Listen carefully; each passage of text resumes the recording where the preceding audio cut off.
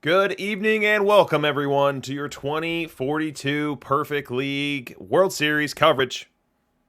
I am your host as always, DRC, and as always we've got a World Series in front of us promising fast-paced action, quick turns, high leverage relief appearances, and excitement.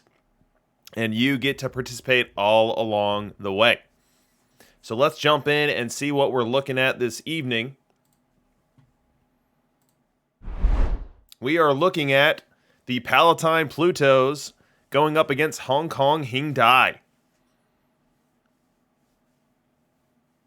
A very eventful PEL bracket unfolding in front of you here today, and we end up with this premier matchup here for the World Series. So let's set up both teams. Let's bring you guys up to speed about what made them them. And there's something unique about this matchup that we have not had yet this year on these World Series broadcasts, and I won't spoil it. So we'll share that when we get to it. But I hope you guys are all doing well. Hope you guys had a good weekend. Hope you did something fun.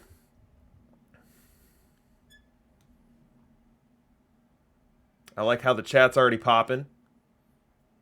I like the the Bartolo meme work that Maxime is working there in the chat. Very well done. Let's start with the Palatine Plutos. And so we'll follow the same path we always do. We'll start with runs scored. We are this team was 5th in the conference in run scoring at 721. Run prevention 667. So run differential here, what's 33 plus 21? What's that? 54. So a good mark, not a great mark.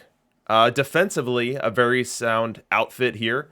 0.703 from the defensive efficiency perspective, plus 11 on the zone rating. Both of them near top marks in the conference. So the Palatine Pluto is really getting it done with the glove work. And that's supporting a pretty decent performance from their pitching staff. As we look at home and road splits here, at home, a 50-win team. 50 and 31, 617 on the win percentage, a little light for what we typically see at home for teams in the World Series. And on the road, they were treading water, 39 and 42, just a hair under 500. And then as the calendar went, there were some hot months and there were some cold months too. So April was trading paint at 11 and 11, a hot May, 18-10. Followed that up with a good June at 16 and 9. Again, the momentum in July, 15 and 10. But the balance of the season was under 500, a 13 and 16 August, a 13 and 15 September lands them with an 89 win season.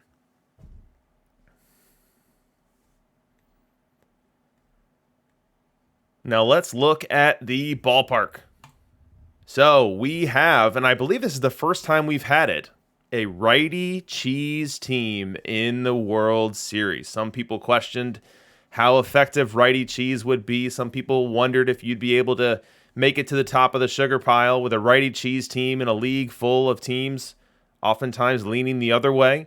Well, the Palatine Plutos have proven it. They've made it to this stage tonight, and they've done so with a righty cheese ballpark.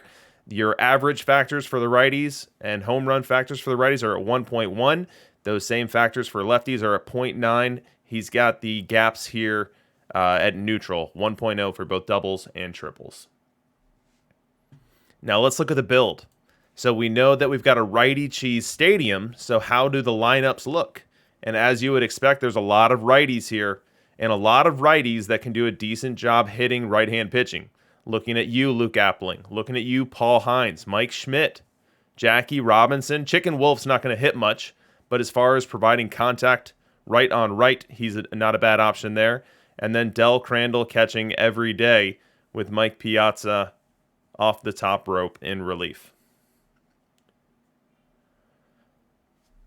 Let's look at the pitching staff. And here you're going to see active management. This is how I like to see it when we've got a cheese team. So the cheese, leaning into their cheese, if you will, they have 5 right-handed starters that all were the largest start getters of the year. Matt Morris, Felix Hernandez, Pedro Martinez, Brandon Webb, Gaylord Perry.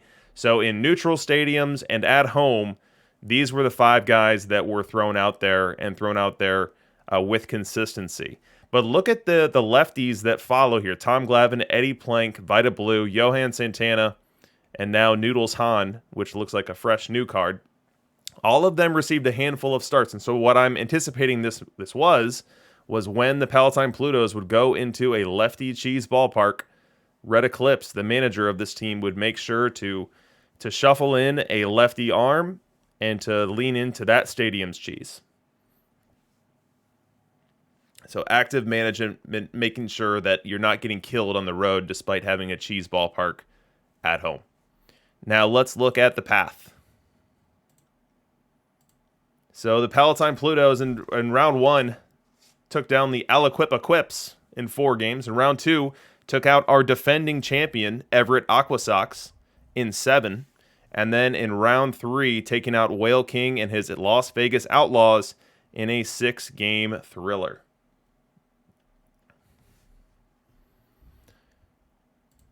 From a historical perspective, the Palatine Plutos have just made it to perfect for the first time. This is their first week in perfect. They have made the playoffs, and they have now made the World Series, and will look to attempt the very difficult task of winning Diamond and winning perfect in back-to-back weeks. Let's see if they can do it. Let's jump on over to the other sideline where we have Hong Kong Hyundai, noted purveyor of excellent memes in the Perfect League Discord. Well, he's also got a great perfect team as well. So we'll first start with the high-level statistics. So run scoring, they were 5th in the conference, 723. Run prevention, 653, 7th in the conference as well. So above league average for both, not elite in either one. But if you're looking for an elite statistic, look at how his defense operated. .709 on efficiency, plus 34.1 on zone rating. So defense really supporting that pitching and catching a high percentage of those batted balls.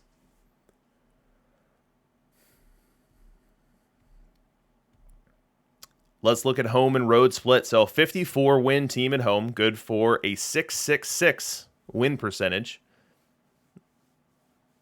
Spooky. On the road, a 32 win team. So very much underwater on the road, 17 games under 500. 32 and 49, a .395 win percentage. And then as the calendar went, this was a team that was cruising. 14-8 April, feeling great. 17-11 May. Good vibes continuing. 14-12 June, okay. Maybe some cracks in the foundation showing there. Go to July, 12-13, a little scary. But then you pick back up with an 18-11 August and you're feeling great. And then comes September, and a 9-19 skid had Hong Kong Hyundai in threat of not making the playoffs.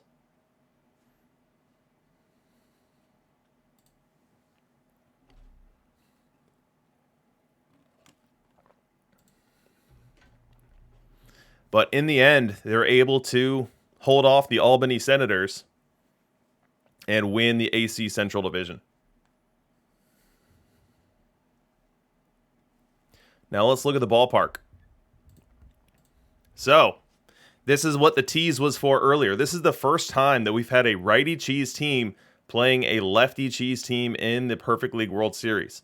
And so we're going to have the opportunity to see how each of these managers flip their roster back and forth.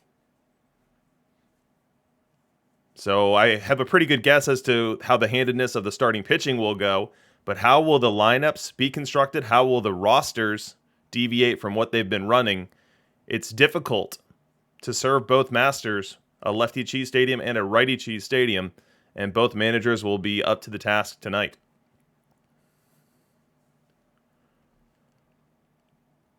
Let's look at the players. And what you'll notice with this build is there's not a ton of position players. This is 3 players less than I carry. Only a 2-man bench on this squad right here. Now, this could be something that was done for the playoffs themselves and not part of the regular season strategy. But here in the playoffs, only 2 bench players. So what you get with that is a number of... Oh, it's not 2 bench players, pardon me, because I've got both lineups showing here. So it's just 5 bench players. So 5-man bench, 1 less than I carry. But what you get is a number of everyday players. So you have Joe Morgan, playing both hands. You have Stan Musial playing both hands. Willie Keeler playing both hands. Bill Dickey playing both hands as well. So definitely a deviation from the over-platooned lineups that we see elsewhere.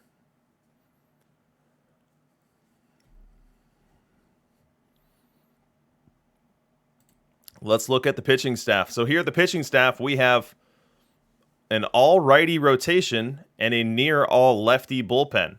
And so that mix is going to allow them to play both ways, both for their home games where they want to lean into their lefty stadium and for their road games when they want to lean into the righty stadium.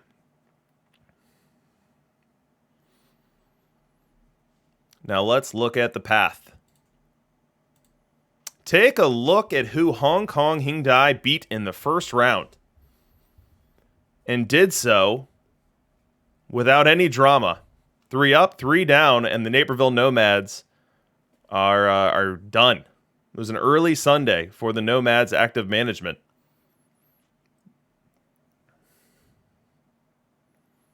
But after beating the Nomads in straight sets, went on to take out the Erie Otters. Actually fell behind in that Erie Otters series 2-0. Won 4 straight. And then took down the Black Cats, a TBD team, in the semis 4-2 as well. And now find themselves here in the World Series. Let's look at the team history. So this is their 3rd week in perfect. It's their 2nd time making the playoffs. So they have gone through 1 relegation and re-promotion. So 3rd season in perfect, 2nd attempt in the playoffs, and now their first opportunity here on the main stage for the Perfect League World Series. Yeah, Khan with a good point in the chat. The left side of the bracket was all sweeps in the first round. The Chad Golden Rump swept by the Erie Otters. I was swept. Vlad News Bears swept by the Black Cats. And then the Albany Senators swept by the San Angelo Warbirds.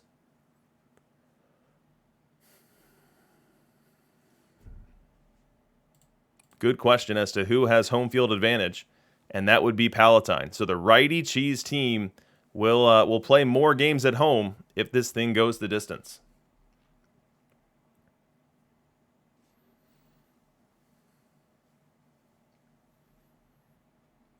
All right, so those are the teams, guys.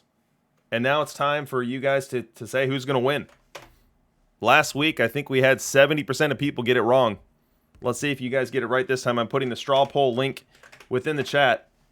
You can open it up and then click on Hong Kong Hyundai or Palatine Plutos as to who you think's going to win.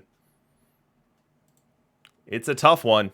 We've got 2 wildly different builds going at one another here. Who will come out on top? The one thing we know for sure is that if Hong Kong comes out on top, we'll get some great gifts in that Perfect League chat.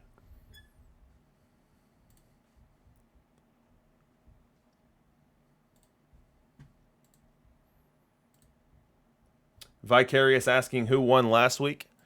Last week, it was the Everett Aqua Sox that won it all. Won it all in 6 games versus yours truly. Mike ABC with a good point. We're getting great gifts anyway.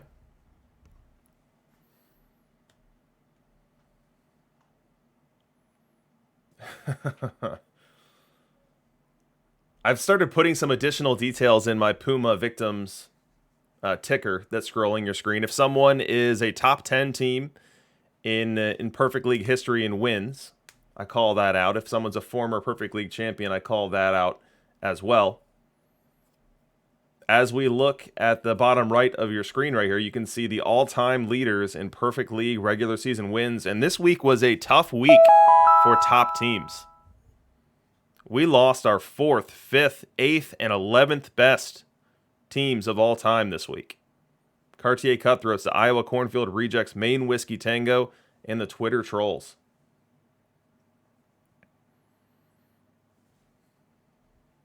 So a lot of big-time teams heading down, back down to Diamond.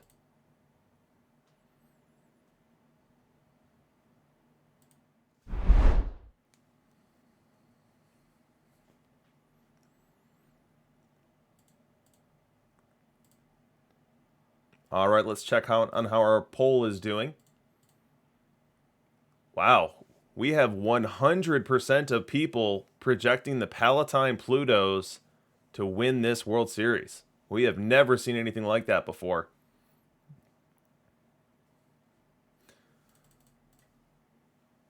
We have never seen anything like that. So, Piscotti, you're red on the wins list because I was picking a color to denote those that were sent down, and I ended up deciding the red was too harsh. Kind of harsh on the eyes, hard to read. And so I changed it to the orange, but apparently I didn't get all the way down to where it needed to be.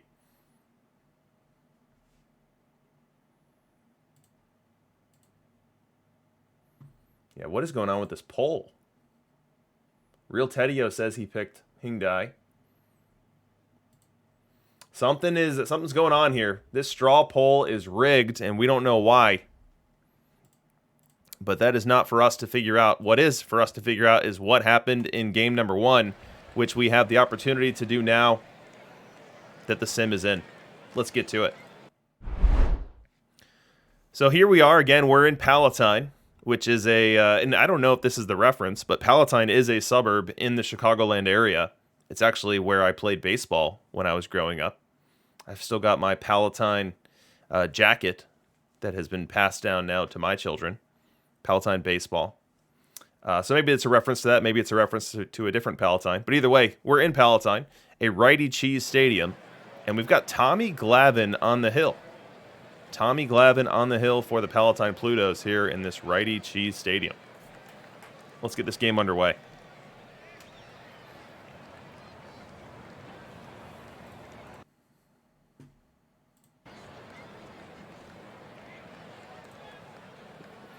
Glavine winds, delivers to Jackie, and we skies one out to center field. Hines shifting over, gets there. He'll make the grab, and this World Series is underway. Chess Safari wondering if it's an opener. I would guess it's almost undoubtedly an opener, given that the Hong Kong Hyundai lineup is loaded with lefties. I can't imagine if Glavine was straight started that we would have this many lefties in that lineup, but we will have to see. All right, we go bottom 1 now, and we've got a legitimate scoring opportunity for the hometown Plutos. They've got runners at the corners in Hines and Yaz, and Mike Schmidt here at the plate, facing Pedro Martinez. Pedro winds, delivers, that's ball 4. They are now loaded for the Plutos. It's going to bring up Jackie Robinson with an opportunity to make a big impact on this series here in the first. Fans will stay on their feet, and we will use for the first time our matchup analyzer, everyone's favorite tool. Let's get Pedro Martinez versus right. Let's get Jackie Robinson versus right as well. Advantage to the pitcher here for sure. But we are in a righty cheese stadium, and Jackie can make a lot of contact. Let's see if he can come through here for the Plutos. Pedro comes set. Delivers, swing and a miss, strike 3. Big strikeout for Hong Kong to get out of trouble here in the first. Last thing you want to do is open up a World Series with a big deficit. And they will not do that here. We'll head to the top of the second. Still tied at 0. We go bottom 3 now. Pluto's back on the highlight machine, and this time it's Paul Hines facing off against Pedro. Winds, delivers, and this ball is crushed. Deep to right. Back goes Keeler. Back to the wall, and it's gone. Paul Hines. A juicy Oppo Taco for the Plutos. Make it 1-0. 1-0 Plutos. We go top 5, and it jumps from 1-0 to 3-0. Plutos now lead 3-0 top 5. Glavine still on the hill for the Plutos. So Palatine rocking the lefty starter. Let me check my notes. This is a righty cheese stadium, right? Sure is. Palatine Plutos, righty cheese, home stadium. Goes with Glavine. And the gut call really seems to be working. Archie Vaughn steps in.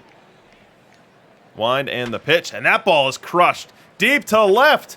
Back goes Reigns at the wall. He leaps. He can't get it. An opposite field home run off the bat of Arky Vaughn. Hong Kong has finally dented the score sheet. It's 3-1.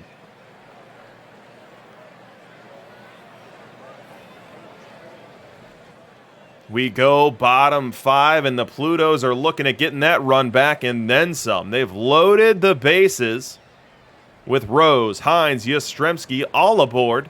And now in the batter's box is Mike Schmidt, facing off against Pedro Martinez, who has found himself in a number of jams, even though we're just through 4 innings here. Let's bring up our matchup analyzer to get Mike Schmidt.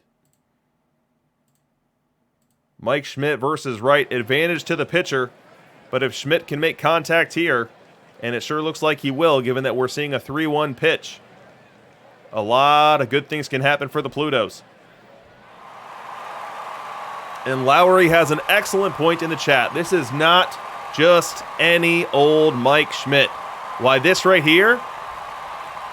Fire Mike Schmidt. And he's got a 3-1 count. Fans on their feet, anticipating greatness. The pitch. This one's lined into left field. 1 run will score. Here comes Hines behind him, and he will score. 5-1 Plutos. Fire Mike Schmidt strikes again.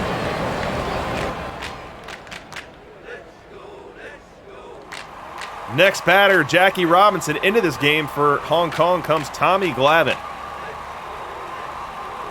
The pitch to Jackie, and he crushes this one. Deep right field. It might be. It is a home run for the Plutos. Make it 8-1.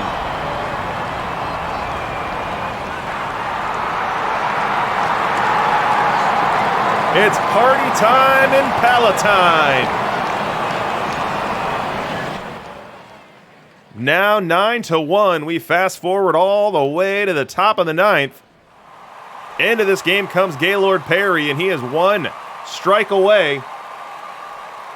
1 strike away from securing game number 1 in favor of the Palatine Plutos. He's got to face Joe Morgan to do so. The pitch. Swing and a miss. Strike 3. The Palatine Plutos have protected home field. They win game 1 by a total of 9-1. And do so on the backs of some big innings early in this game. And then coasting to a 3-hit, 1-out performance from their pitching staff. Fireworks here in Palatine.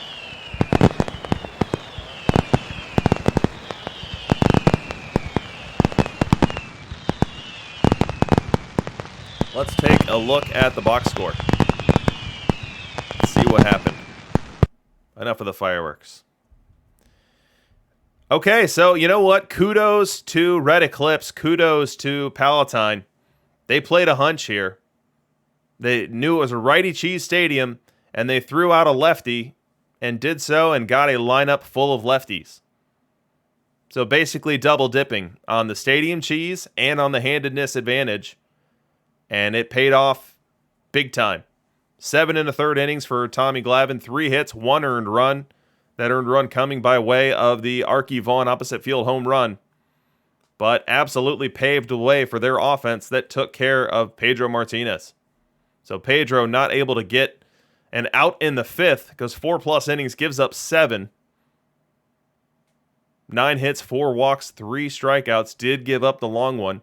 The opposite field home run to Paul Hines.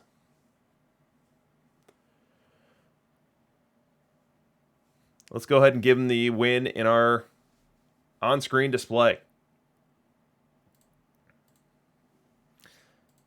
All right, what do you guys want? Do you guys want it to say Palatine or Plutos? First one in the chat wins. Palatine or Plutos?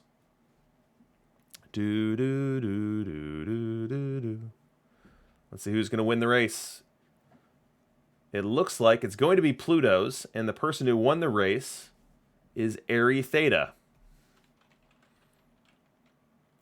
Someone wants me to make it Peloton.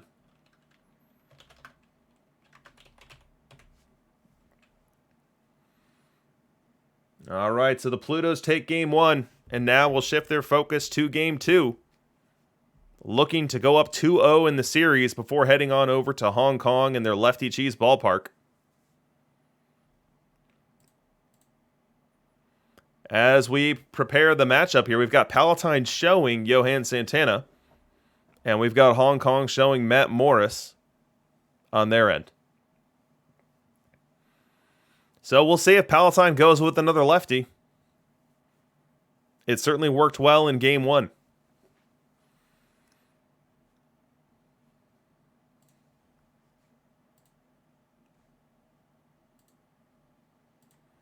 While we wait the 3 minutes, we can get a sneak peek into some of our observed stats for the week. So in the bottom right corner of your screen, we have the top hitters in perfect this week, as observed in this season's data. And so Cupid Childs, for another week, our top bat, 16.99 batting runs per 600 plate appearances, edges Paul Hines in his 14.52, who was ahead of Frank Robinson. So we've got our first data point on Frank Robinson, our first meaty sample size, I should say. So 615 plate appearances for Pidge, and he put up 14.24 bat R in addition to providing Gold Glove caliber defense in either corner. So there's a reason that card goes for a pretty penny. Now we have Roger Connor on here as well. So we had Mac Jacks for a full season. We had a couple different Connors for Pidge. And so we get a 765 plate appearance sample there. And Roger Connor coming in at 14. And so one thing to note here, look at this. This is interesting. So only 4 cards were over 10 on Bat R. Only 4 of them. And all of them are extremely expensive and extremely rare. So there are 3 Frank Robinsons. There are a number of Childs and Hines, but they're both tourney cards, so they're not packables. You can't go open a perfect team pack and pull one of these guys out. You got to win one via tournament, or you got to pay the premium in the auction house. And then Roger Connor, there are not many of those floating around either, despite the fact that he's been in the game for a week and a half and has had the rapocalypse of people looking to pull him. So if you're looking for outsized bat production, you probably need to be saving up for one of these 4 cards right now.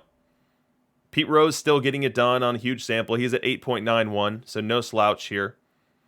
But we don't have any mainstream cards here that are still really crushing it with the bat. Archie Vaughn has come down a ton. Harry Heilman has come down a ton now. I mean, even John Mcgraw. This was a very cold week for John Mcgraw.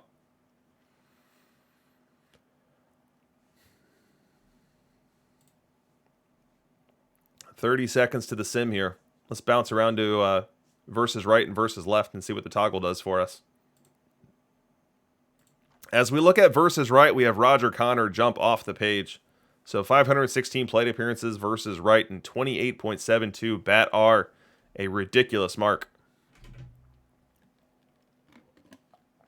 Cupid Childs behind him with 21. Now 21 is an absolutely absurd number, but trails Connor by over 7. And then Don Mattingly, we have our John Mcgraw card popping up here at 14.27. Archie Vaughn at 12.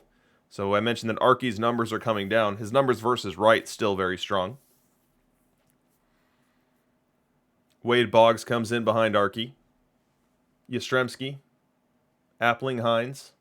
I mean, look at this Hines number. Paul Hines is over 10 versus right. That's insane. That is just insane. Now you look at the profile here and you can understand why he's hitting versus right. Almost a perfectly mirrored card versus left and versus right. A couple deviations with contact and avoid. Appling at 11.58.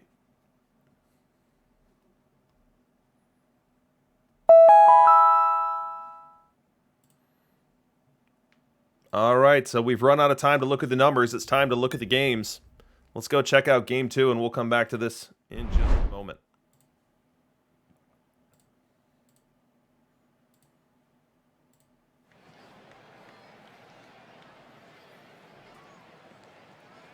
All right, okay.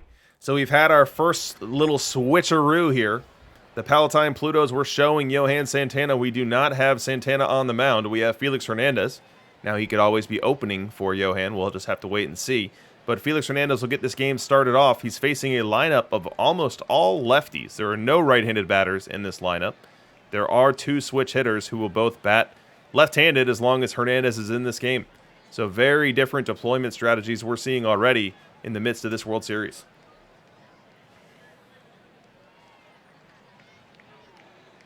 Let's get this game started with Felix Hernandez.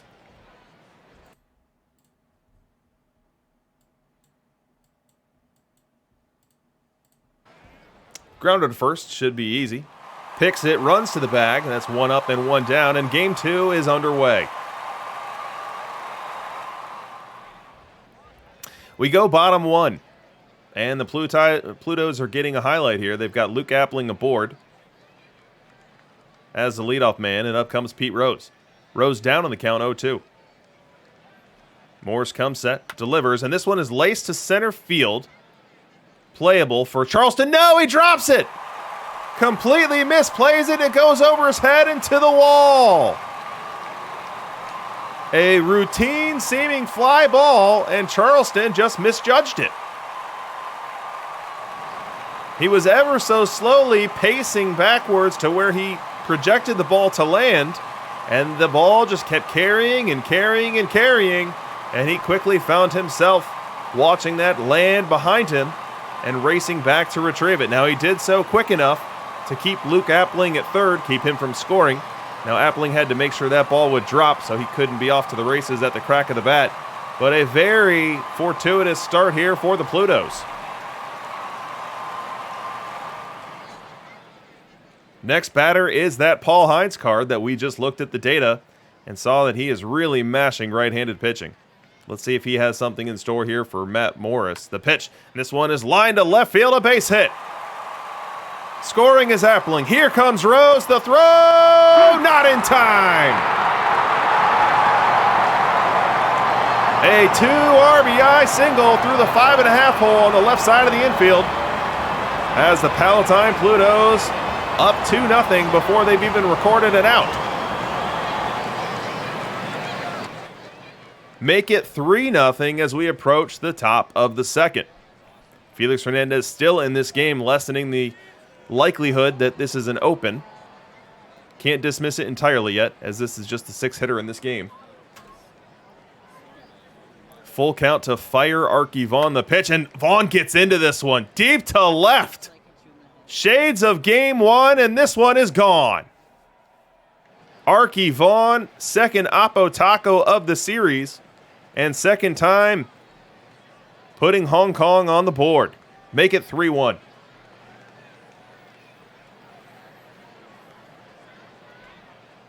We go bottom 3, more off-camera runs. The Plutos now lead 5-1.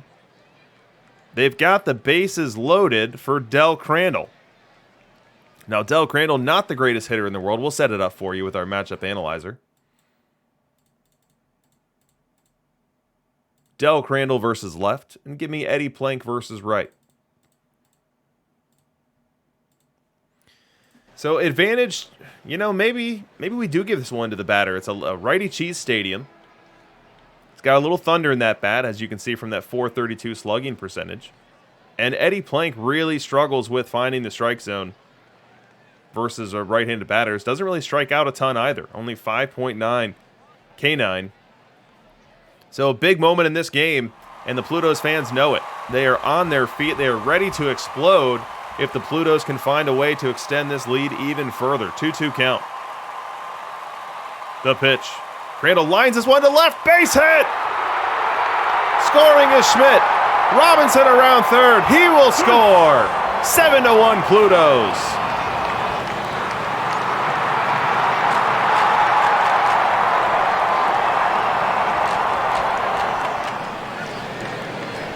The Plutos stacking up runs early and often in this series. They now take a 7-2 lead into the top of the fourth. Felix Hernandez still in this game. It was a Felix Hernandez straight start for the Plutos, and he is now looking to work with his 5-run lead with 2 outs in the fourth. Arky Vaughn up. Fire. And Arky gets into another one. Deep to center. Paul Hines at the wall, and he will watch it fly. Arky Vaughn's third homer of this very young World Series. It is now 7-4 as he single-handedly tries to bring Hong Kong back into this game.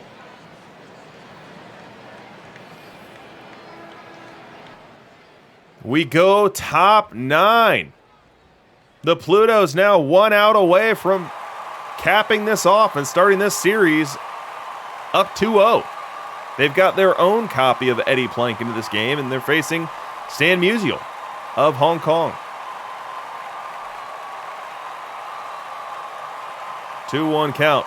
Plank winds, delivers, ground ball to first. Rose has it, takes it to the bag, and that's gonna do it. The Palatine Plutos win game number 2 by a score of 8-4. 2-0 Plutos in the series.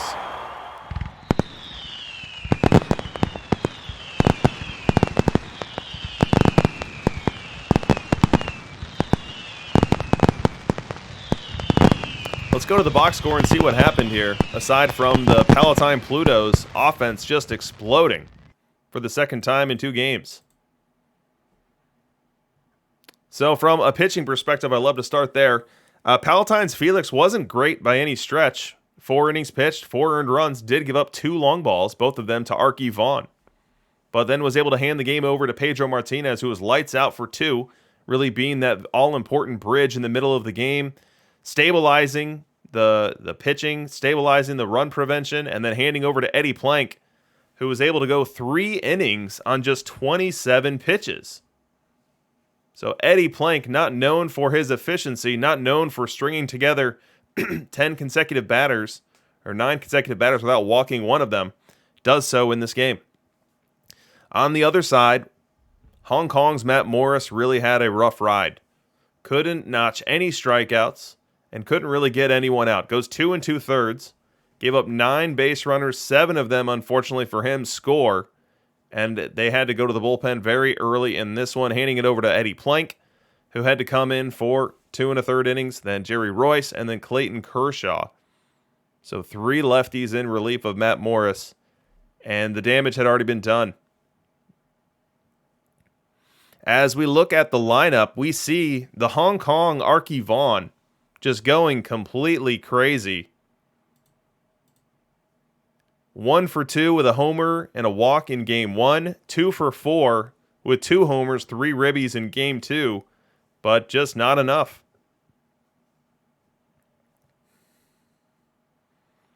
Not enough.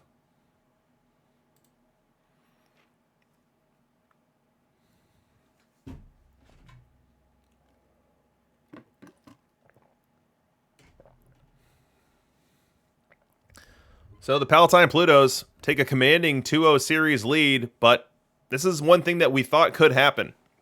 When you have a team that is built for one cheese and you have to play in another, your win rate is going to suffer. So it should not be a surprise that Hong Kong struggled to go into a righty cheese stadium and steal a game. Now the proof is going to be in the pudding with what happens when we go to Hong Kong. Can the Plutos put on their lefty cheese hat long enough to steal a game? Perhaps even steal 2. Or will Hong Kong hold serve, win all of their home games, and then return to Palatine needing just 1 of 2 to be champions? Sox fan 66 wants to see a comparison of Cupid Childs versus Jackie. Let's check it out. So here is Cupid Childs. So this is the trailing 3 weeks data. That's what we have on the matchup analyzer. So in the trailing 3 weeks, with both splits on, you have a 291, 371, 432 triple slash, a 16.22 bat R. Absolutely elite offensive production. Now let's check out Jackie. Here's Jackie. Over that same time period, A much larger sample, 66,000 plate appearances. 265 average, 346 on base, 401 slug. Good for a 747 OPS and a 5.05 bat R. So Cupid Childs definitely hitting a lot more than Jackie, but Jackie is different. You know, Jackie plays a much better brand of second base. Jackie can run a little bit. Jackie can also back up competently at shortstop. So just because one is hands down a better hitter than the other versus right-hand pitching. And that's the other thing too, like Cupid is platooned 100% of the time, whereas Jackie is oftentimes playing every day. So why don't we compare Jackie versus left to Cupid versus right? So Jackie, when you focus him on his strong side, when you focus him facing left-handed pitching, which is where he'll do his best, his bat R jumps to 12.09. And now similarly, Cupid is going to go to the moon when we just look at versus right. So Cupid versus left is a total train wreck. Cupid versus right is a behemoth. 305, 385, 456 on the triple slash.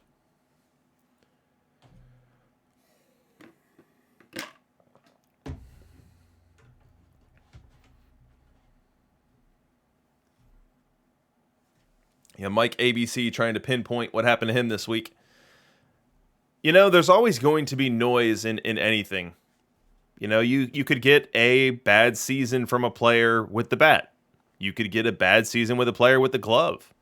Like, one thing that I'll point to is my season here. So I had the 15th ranked defense this week with the identical deployment strategy and home stadium to the team that was second in the same metric last year. So exact same build, exact same players, and it went from being one of the best in the league, almost being the best, to having a horrible week. 15th in the conference, .683, well off our landmark that we try to shoot for at the .7 mark. And so sometimes, you know, stuff happens.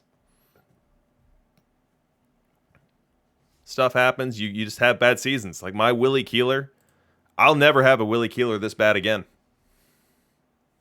My Willie Keeler was almost negative WAR this year. He came in at 0.1. And again, identical deployment to what I've had him doing the past 4 weeks, and the lowest WAR total he had of any of those weeks was 3.2.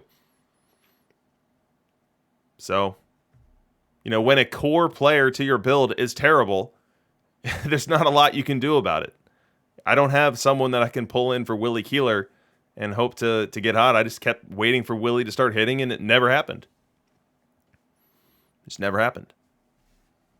But on the flip side of the coin, sometimes you get a ridiculous high roll. Like, let's look at the Rumps Wander Franco.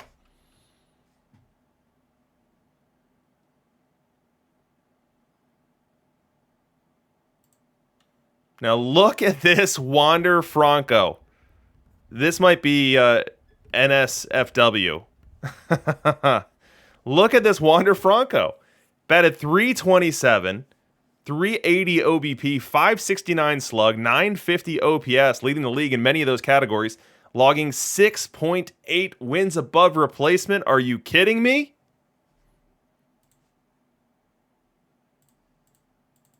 Are you kidding me? This is incredible. So what I have in the bottom right corner now is the global Wander Franco stats for the past 3 weeks. So in 33,000 plate appearances, which includes this very hot Wander, his average was 257. So this Wander here is what? 60 points better? 70 points better? Yeah, so on a week-to-week season, when you're trying to pinpoint like where things have gone wrong, what you need to do differently, you need to make sure you don't get caught up in the noise that just was a funky sample size. An outlier, either good or bad.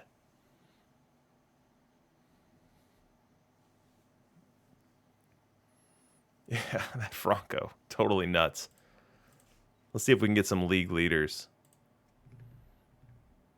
I don't even remember where to look for them. Stats, here we go. So wins above replacement. So the Franco came in second to the Palatine Plutos, Paul Hines. Let's check that out. Oh my goodness gracious. If you thought Wander was crazy, check out this Hines. 408 on base, 514 slug, 8 WAR. 8 WAR. Oh my goodness. That's better than the diamond mark that he put up the week before. Now only 11 homers, but stealing at a very high efficiency. And then defensively stacking up some ZR in center field, 3.2. Now, Paul Hines going crazy is a little bit more understandable than Wander Franco going crazy. One thing I want to do, and I had last year, I haven't built it yet this year, is building like an XY scatter of individual copies of players in individual seasons so that I could look to a chart and say, yes, the Chad Golden Rumps had the best Wander Franco season we've ever seen. And, hopefully in doing those observations, you find something that's, statistically significant. And you find out, the true outliers just for giggles.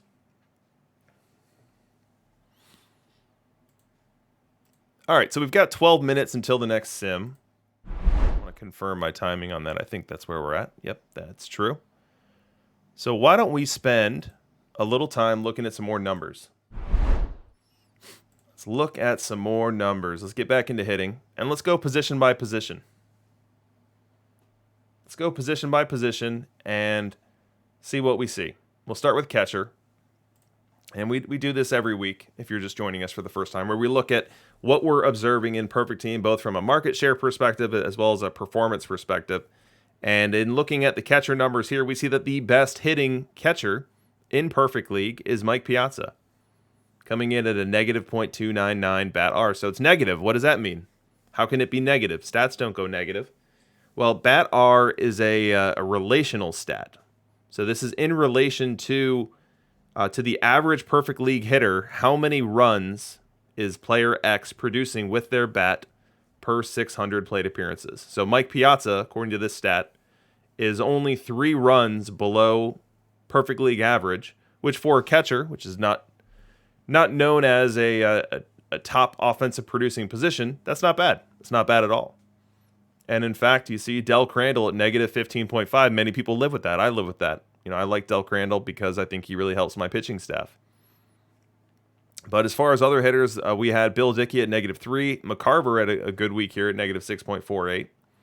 Josh Gibson, negative 12. And then Joe Mauer in the basement here at negative 25. Let's do the splits just because with platoons, these splits can be pretty wild and important to understand. So from a versus right perspective, Bill Dickey actually goes to an above average hitter at 4.79. Did so on 5,000 plate appearances this year. And then next we have McCarver at negative 2.96. And cascading down to Del Crandall at negative 32. Yeah, the Joe Mauer number is not inspiring any confidence, but we do need to note that it's not the largest plate appearance sample in the world. Just like we saw the Chad Golden Rumps 600 plate appearance sample of Wander Franco be totally nuts, which would blow up a chart like this. We can't make too big of a leap on Joe Mauer. Let's take a look at the card. Maybe we can talk about it here for a second.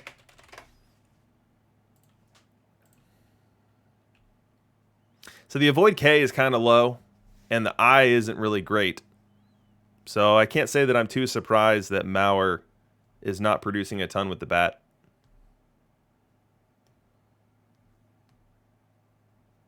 But low catcher ability and a bat that's not really going to produce a ton. If you can, I'd look elsewhere for your catcher. All right, let's go versus left. Versus left, we see Gibson, Piazza, Crandall all creep up towards the same general area. Gibson the best here at 4.67, Piazza 2.35, Crandall just below league average at negative 2. Now, Crandall has the best defense of the 3, and that's why he's my pick.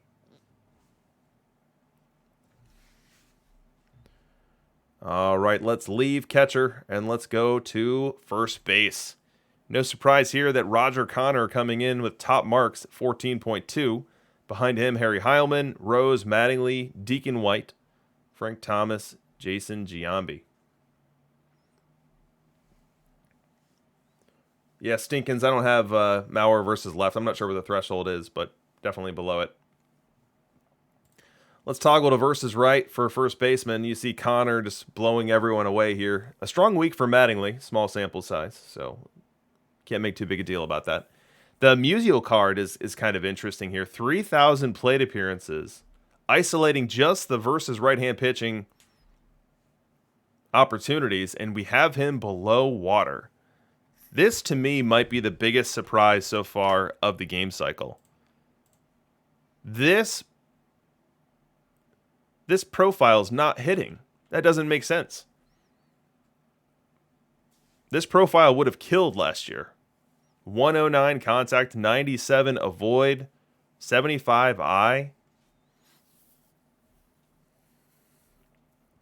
So that's a little bit of a mystery, and I think that's something good to note as we look forward. If you have a card that's not bringing a ton of eye, a ton of contact is not going to save you.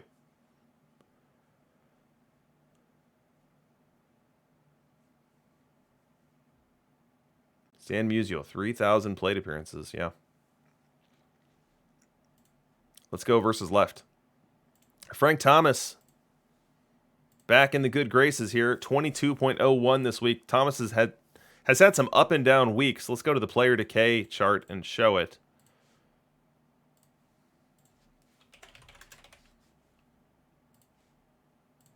So we'll just isolate the versus left split. So as you can see here, Thomas is getting anywhere between 600 and 2,500 plate appearances per week versus left-hand pitching, and sometimes he is absolutely destroying the baseball in those samples, and sometimes he is really struggling. Last week, he was at negative 8.5 versus left, which makes just no sense at all. This week, he course corrects, gets to 22.0.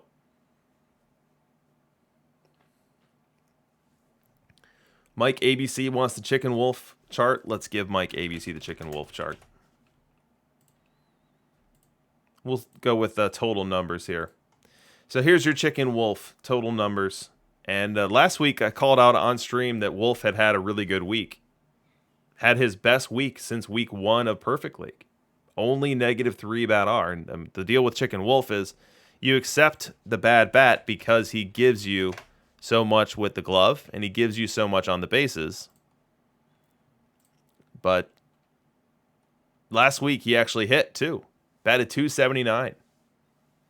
This week back down to earth. So -12 with the bat, a .255 average, a .295 OBP, so back under 300 with the OBP, which in my book starts to look like somewhat of an out machine.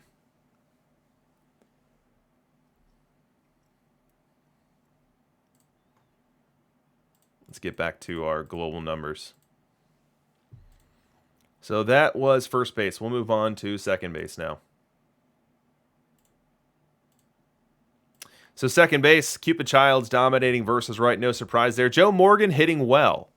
So a lot of people can't and don't have access to Cupid Childs. Joe Morgan is not a bad consolation prize at all. Joe Morgan providing better defense and providing a bat that does produce. Hits better than Jackie. Significantly better than Jackie. 7.93 bat R for Joe Morgan. I've definitely enjoyed my Joe Morgan copy. I love that card being in this game. It's never going to carry your lineup, but he's always going to be a factor. So OBPs between 336 and 348 for my copy here. OPS pluses over 100 each and every season. So this Joe Morgan card probably a touch underrated, given that everyone ranting and raving about Cupid Childs. Let's look at versus left.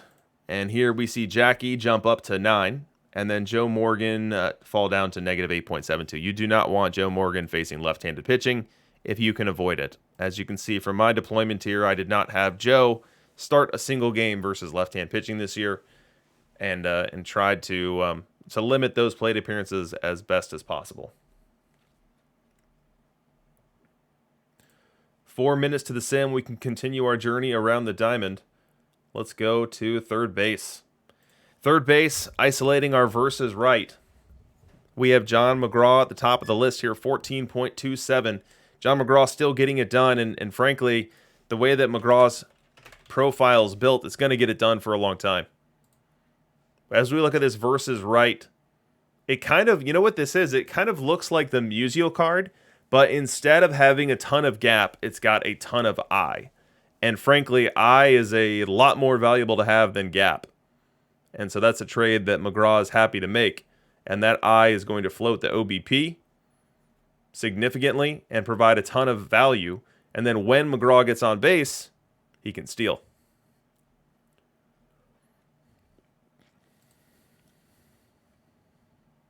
Here is Mcgraw copy of John Mcgraw. You see that for Mcgraw, he's about a league average bat, a little bit better, but doing so with a ton of OBP. So OBP ranging from a low of 348, that's really an outlier too, and more commonly sitting in that 380 to 390 range.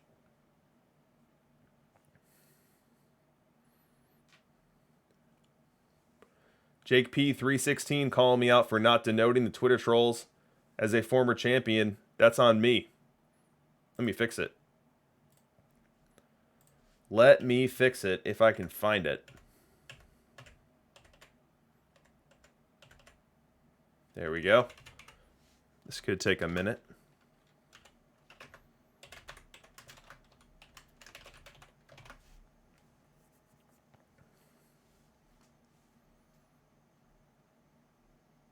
There we go. Erie GM asking about Mcgraw's defense, and the answer is bad. So you don't want him to play third base a ton. Now, Mcgraw did it this week. Mcgraw had John Mcgraw at third base for 95 starts. Now, the ZR isn't pretty to look at here. Negative 6.8, the efficiency at .933. Mcgraw made it work. He was the number 1 overall seed and perfect. But the defense is going to trail other options. Going to be significantly worse than Wander Franco, way worse than Schmidt, Buddy Bell, and your other options there at the position. All right, let's look at versus left at third base. We've got Buddy Bell, who I just mentioned a moment ago, jumping up to the top here, 14.38, ahead of Mike Schmidt. And I just love how these cards compare to one another. It's kind of like power versus contact. And both are clearly working. And so it gives the manager, it gives you an opportunity to pick what you like more. So Buddy Bell brings a mountain of avoid K. Really difficult guy to strike out. He walks a good bit versus left as well. And then has contact and power. Not an overwhelming amount, but enough to matter. And then for Mike Schmidt, not Paul Goldschmidt, Mike Schmidt. For Mike Schmidt, you have a ton more strikeouts. So only 77 on the avoid K. It's 30 less than Buddy Bell. So he's going to be making a lot less contact. But when he does make it, he's got 153 power to tap into. And when he doesn't strike out, he's got 97 I, which is a ton more than Buddy Bell as well. So Mike Schmidt and Buddy Bell both getting to very significant bat production versus left-hand pitching, just doing it in different ways. I don't think either of them run the bases very well, Hero Driver. I think Buddy is a double play guy, yeah. Well, base running as a trait, as a skill is 80, but the speed is down at 17. So might need to be a little careful with the hit and run slider there.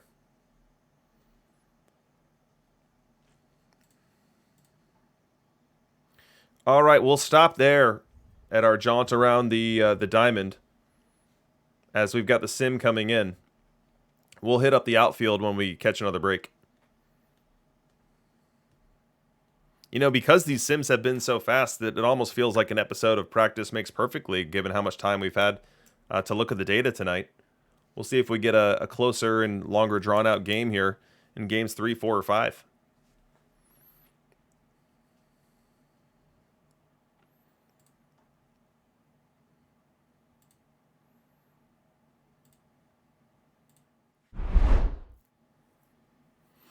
All right, now let's remember, we are moving this series to Hong Kong. We are going from the righty cheese town of Palatine, and we are going to the lefty cheese town of Hong Kong. And so as we're watching this game and seeing the player deployment choices that are made, let's be looking at it through that lens. All right, let's get started. So we've got Hong Kong throwing out throwing out Derek Lowe as our starter, perhaps an opener, and he's facing the Palatine Plutos lineup that has Luke Appling to start. Now, the Plutos lineup has a number of lefties. In a lefty cheese park, you like having your lefties in there. We've got 4, 2 switch hitters, and then 3 righties.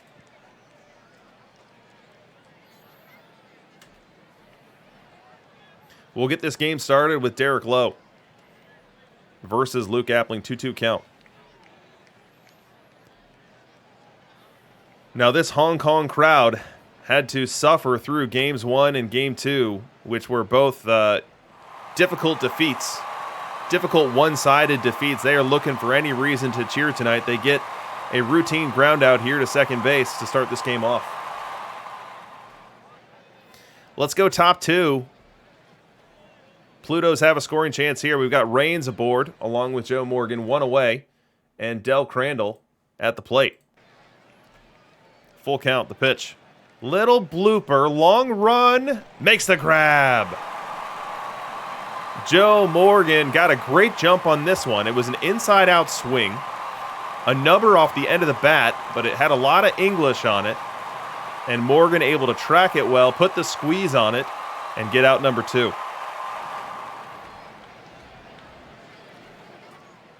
We go bottom 2, and now the hometown team has a chance. They have a chance to strike first.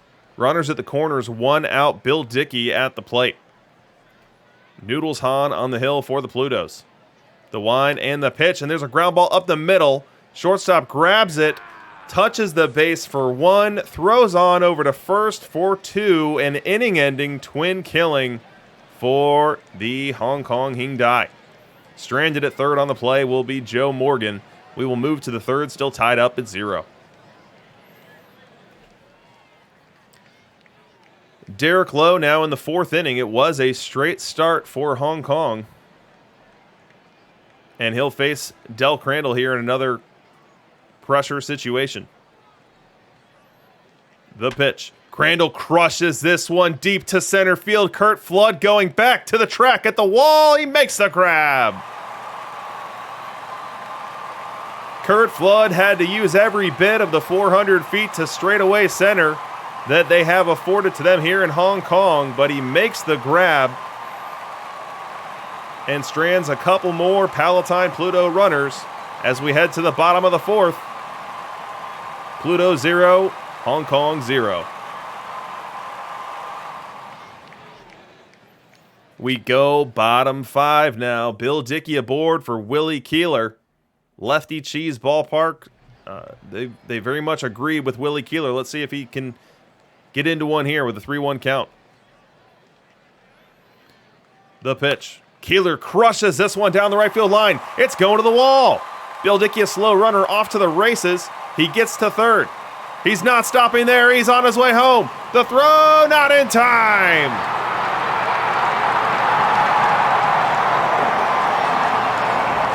Willie Keeler rifles one down the right field line, and Bill Dickey, despite not being known as fast of foot, was able to touch them all and then score on the play, an RBI double for Willie Keeler. Still bottom 5, very next batter is Jackie Robinson. He'll bat. Keeler in scoring position, a very fast base runner. One and the pitch, and Jackie gets into one. Deep to right. Going back is Oscar to the wall. He looks up, and that ball is out of here. Jackie Robinson, a tasty Oppo taco for the Hong Kong Hyundai. It is now 3-0.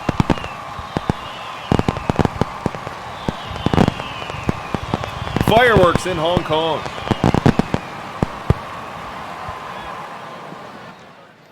We go top 8. Hong Kong has grown their lead from 3-0 to 4-0. They only have 4 hits to the Pluto's 7, but still have their commanding lead here. On the hill now for Hong Kong is Tommy Glavine. He faces Carl Yastrzemski.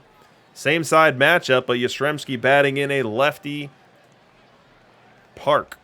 Full count here. The pitch. This ball fly to right. Long run. Keeler giving chase. Keeler to the wall. That ball is out of here. Carl Yastrzemski wraps one around the foul pole. A lefty-on-lefty home run that serves to cut this lead in half. It is now 4-2. We go top 9, now 2 outs. Hong Kong Hyundai 1 strike away from winning their first game of this World Series. Addy Joss on the hill. He'll face Oscar Charleston. Wind and the pitch. Swing and a miss, strike 3.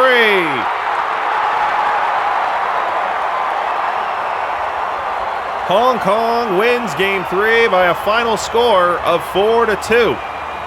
Addy Joss slinging up a changeup. Oscar Charleston swings right over the top of it, and that'll do it. The Hong Kong Hyundai finally see a return to their good pitching as they were finally able to hold down the Palatine Plutos' explosive offense, and they got just enough offense of their own to string together 4 runs and a crucial Game 3 victory. Hero Driver 68 astutely pointing out the home team has won all 3 games so far in a cheese versus cheese matchup that is not too surprising. And it might just continue.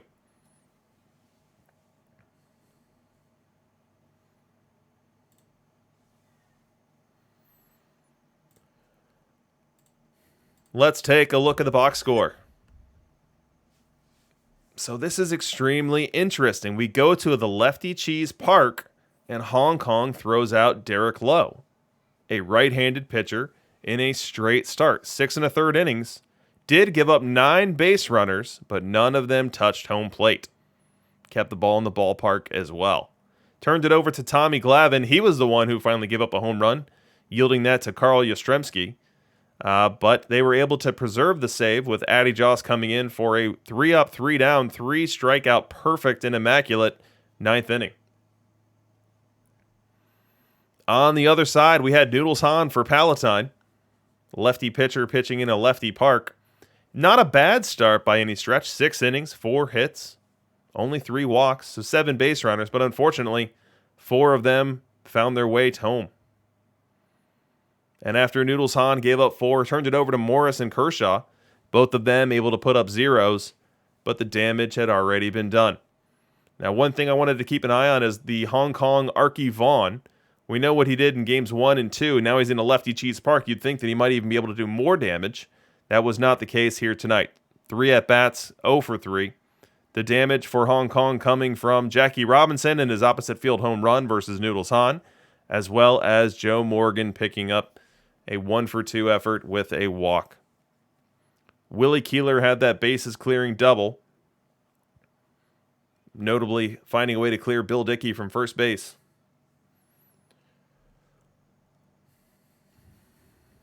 On the other side, Palatine couldn't really get the run production going. 8 hits, 3 walks, but only 2 can be converted into runs, those being Appling and Yastrzemski, both scoring on his foul pole wrapping home run. So now we move to Game 4, and a lot weighs in the balance here. Will we have a 2-2 series and effectively reset into a best of 3? Or will the Plutos break through, steal a game, and then be in position to potentially clinch in Game 5?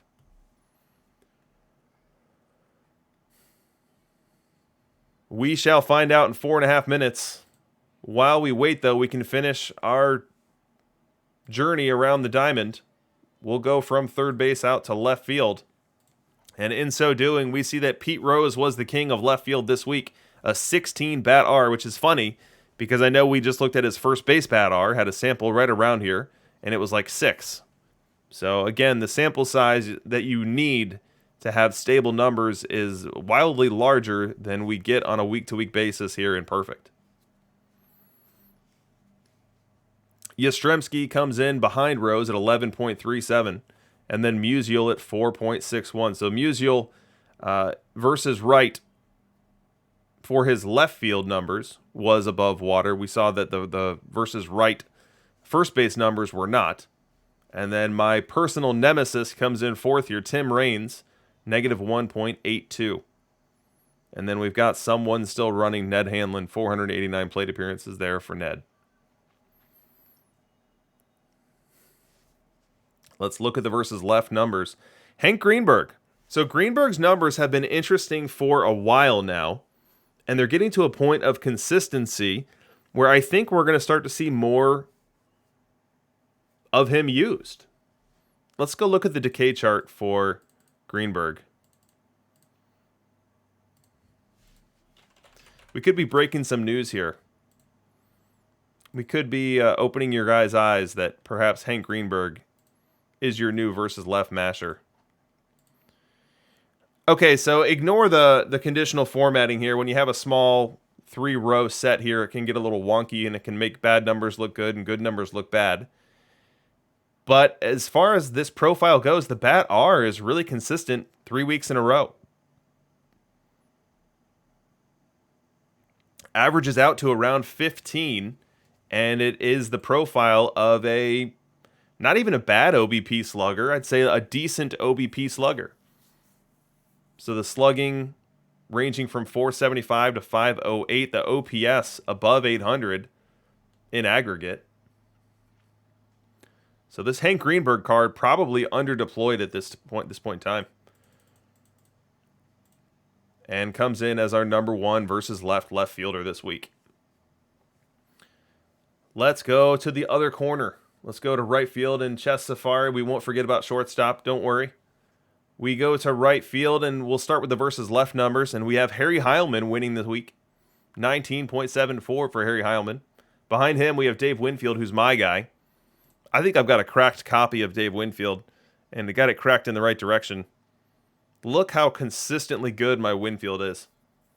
OPS plus always well over 110, including a couple outlier weeks, one at 150 and one at 128. Love me this Winfield card.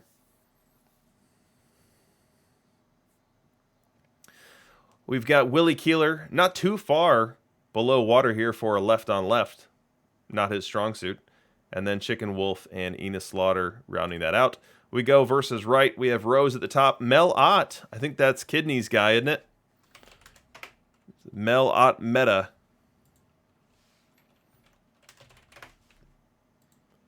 So Ott brings the defense, and he also brings the power. Mel Ott getting it done at 9.74 versus right.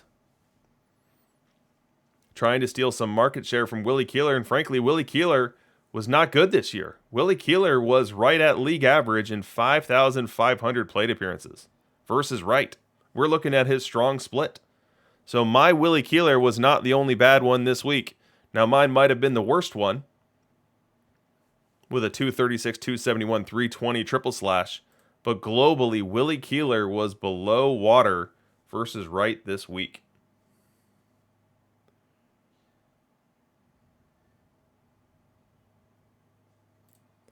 Now let's go to center field. Quickly. Paul Hines is our best versus right center fielder, and it's not really close. Charleston is who most people use, -5. Hanlon, who some people use, -9.75. Kurt Flood doesn't play versus right for people, or shouldn't. And when he does, he's pretty horrific. Let's go versus left. Hines the best. Flood pretty darn good, but not quite Hines. And then Charleston there. And then we'll close out our journey with shortstop. And we see Archie Vaughn and Luke Appling, basically 1A and 1B for versus right shortstops, both getting it done. One from the left side, one from the right side. Jackie Robinson, the third place there. And then as we cascade down, we've got everyone's favorite Pop Lloyd in the doghouse. We go versus left. And versus left, we had a rebound of a week for Barry Larkin. That's good to see. Jackie Robinson at 6.35, and then Archie and Appling both equally negative with the bat versus left, which I find interesting. You would think that Archie Vaughn would sink a lot harder than Appling would just due to handedness, and that was not observed this week.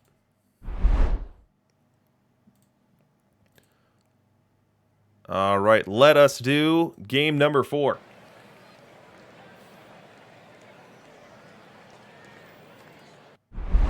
Get back to our matchup analyzer. Get back to our in-game. And we've got Felix Hernandez on the hill for Hong Kong Hyundai. This could be the second straight game that he's running a righty into a lefty cheese park. It worked out in game 3. Will it work out in game 4? We shall find out here and now. Let's get this game started with Joe Morgan. And not just any Joe Morgan, but a fire Joe Morgan leading off for the Plutos.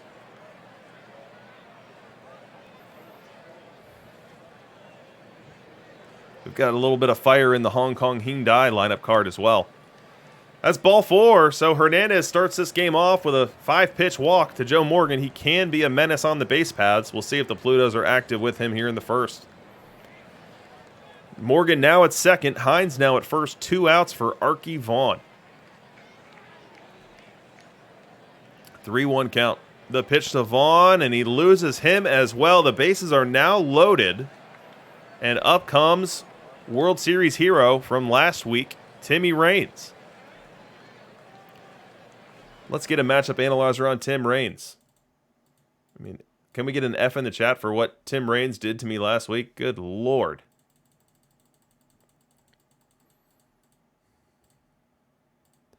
Tim Raines versus right. Let's go Felix versus left. I'm going to give the advantage to the hitter on this one, given the ballpark that we're in. It's a lefty cheese park. Raines makes a lot of contact. That 257 average can definitely play up in this spot. Infield defense shifted around towards the strong side. Big jam here in the first for Felix. There's the drive to deep right field. Going back to the track at the wall, it is gone. Tim Raines, for the second time in 2 weeks, has a heroic moment on the Perfect League stream. This time doing it via a grand slam in the first inning. It is now 4-0 Plutos, and you can hear a pin drop here in Hong Kong. You know, that ball was hit out of a cannon, shot out of a cannon, it seemed. And Willie Keeler seemed like he himself was shot out of a cannon. He was shifted over towards center from his standard right field position, and I thought he was going to make a play on that ball. He approached the wall at about 150 miles an hour, leaped, and just came up short. Just came up short. Let's go bottom 1. So Plutos now shift into defense mode, trying to protect their newly gained 4-run lead, courtesy of that Raines grand slam, but they immediately find themselves in a little bit of a jam here, with Vida Blue on the hill, nobody out, and runners at the corners. Musial at the plate, the pitch, and that's ball 4. That is ball 4, just like the Plutos. The Hong Kong team has loaded their bases here in the first. Joe Morgan now bats. 1-2 count on him. The pitch. Strike 3 called. Vida Blue reaches back for a little something extra, touches 97 on the gun, and catches Joe Morgan looking for something else. That's a huge first out here for the Plutos. Now 1 away for Buddy Bell.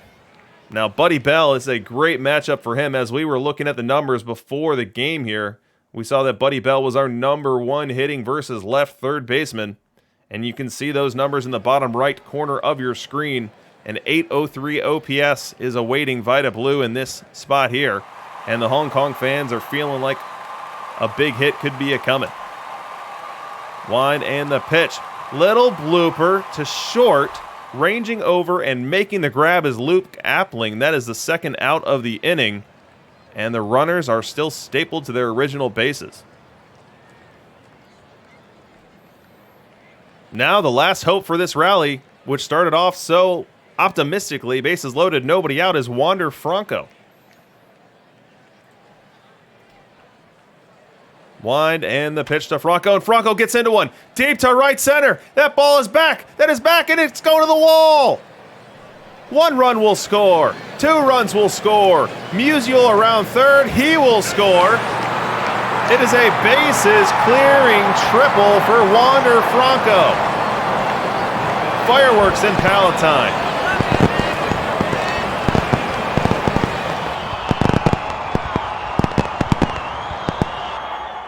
Unbelievable piece of clutch hitting for Wander Franco.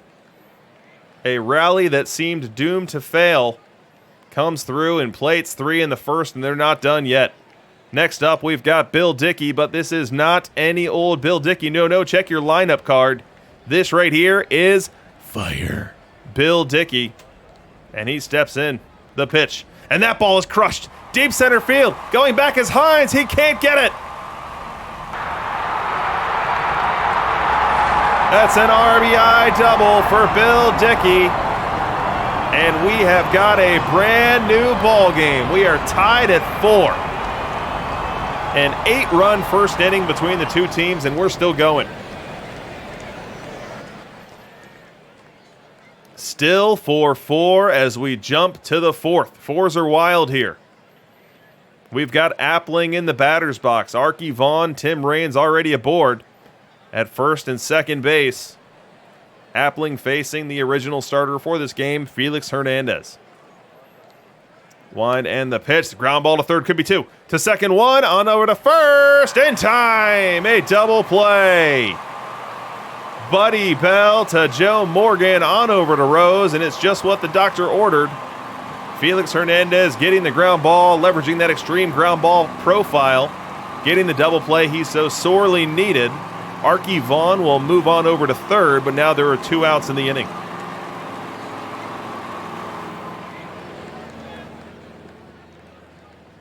Oscar Charleston, the last hope for the Plutos for this rally here in the 4th. Hernandez delivers, and that ball is rifled to left field. It's going to be an RBI single, and the Plutos have untied it. It is now 5-4. On the opposite field, RBI single for Oscar Charleston. We go bottom 5, though. Hong Kong stepping into the batter's box, and first crack will be Willie Keeler. Full count on him, the wind and the pitch, and that's ball 4.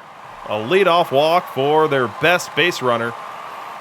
And now the lineup card flips over with Rose, Robinson, and Musial due up. We'll start with Jackie Robinson. 0-1 count on him, the pitch. And Jackie flies this one to center, a long run. Paul Hines giving chase. Makes the grab. Jackie Robinson flies out deep to center field, but Hines able to track it and come down with it. That's the first out of the inning. We go top 6 now. Another highlight for the Plutos as they look to grow their lead. They've got Luke Appling at the plate facing Eddie Plank. Now, we looked at the numbers, and we saw that Luke Appling is not the most dangerous hitter versus left. He is great versus right. We'll look at the splits here in the bottom right corner of your screen. You see versus right. Luke Appling, a wildly positive hitter, 10.74, batting runs above league average. And then you go versus left, and you see a very different picture. Negative 5.0 batting runs, despite having a pretty strong on-base percentage. Plank delivers, and this ball is hit well. Deep to center, that ball's going to one-hop the wall. Tim Raines around second, he'll head to third, he'll stop there. That's a double off the bat of Luke Appling, and now the Plutos have 2 runners in scoring position. Next up, Oscar Charleston, and look at the Hong Kong Hyundai defensive alignment here. They are playing for the run at the plate. All 4 infielders on the cut of the grass, as they do not want that 6th run to cross home. Into this game comes Jerry Royce, taking advantage of the left-on-left matchup. Full count to Charleston.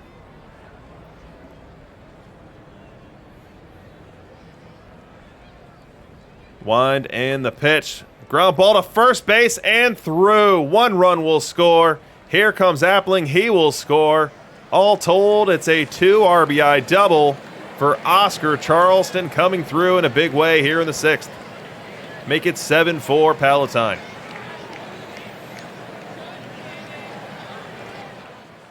Bottom 6 now. Hong Kong Hyundai with some work to do.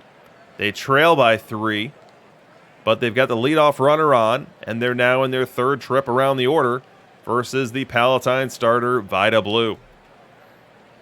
The pitch to Buddy Bell, and Buddy Bell rifles this one to the right center field gap. That ball will get down and go all the way to the wall. Morgan on his way to third. He'll stop there. They are now at second and third with nobody out here in the sixth. Hong Kong will bring the tying run to the plate.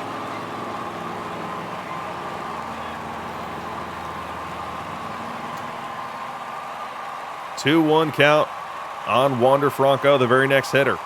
Franco came up with the gigantic bases-clearing triple in the first inning. Does he have an encore in mind? Infield back conceding the run. The pitch. Ground ball to short. Throw on over to first. In time, that's one away. But one run does score on the play. The Palatine Plutos happy to trade the run for the out, and they do so here. It's now a 7-5 ball game. Bill Dickey, the next batter, but again, not any old Bill Dickey. Why, this right here is a fire. Bill Dickey, he's got a full count too. The pitch. Ball 4. Bill Dickey works the 6-pitch walk. Vida Blue just missed the outside corner with a heater. Thought he'd get the call, did not. You see the coach barking from the dugout on the left side of the field here for the Plutos. Next batter is Curt Flood, and that's all we're going to see from Vida Blue. Into this game comes Johan Santana. He is being asked to put out this fire that is 2 aboard and 1 out. In the batter's box is a tough customer in Curt Flood, a hitter that can really do some damage versus left-hand pitching.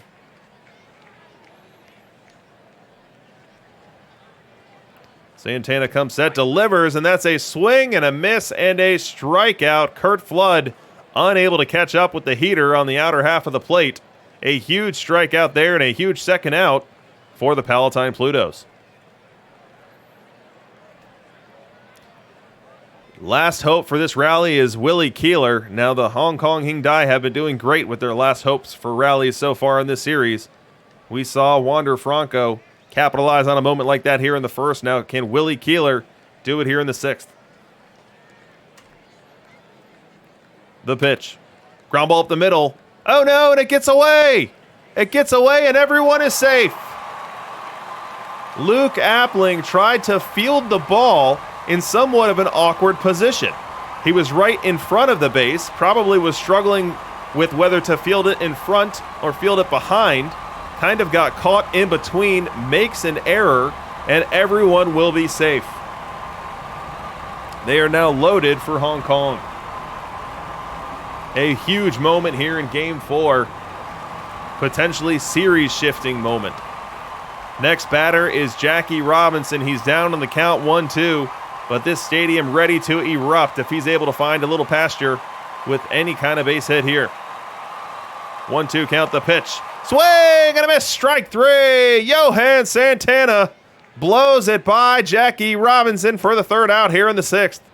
Able to pitch around the Luke Appling defensive miscue and strand the bases loaded. We go top 7. Pluto's looking for insurance. They've got Yastrzemski aboard and Paul Hines in the batter's box. Full count on Hines as he takes an offering from Gaylord Perry, and he drives this one to center. That ball is deep. That's going back. Curt Flood leaps and can't get it. Yastrzemski was running on the play. He will score easily. Ending up at second with an RBI double is Paul Hines. He got every bit of that one. Curt Flood turned around, hit the gas pedal, but was unable to catch up to it. That ball just kept sailing on him. It is now 8-5 Plutos. We now go bottom 7. Hong Kong looking to get back into this one. They are chasing 3. They do have their leadoff man aboard. 0-2 count now to Stan Musial in a tough left-on-left matchup. The pitch, swing and a miss, strike 3. Johan dropping his trademark circle change and putting it in a perfect location. Musial never had a chance. That is the first out in this 7th inning.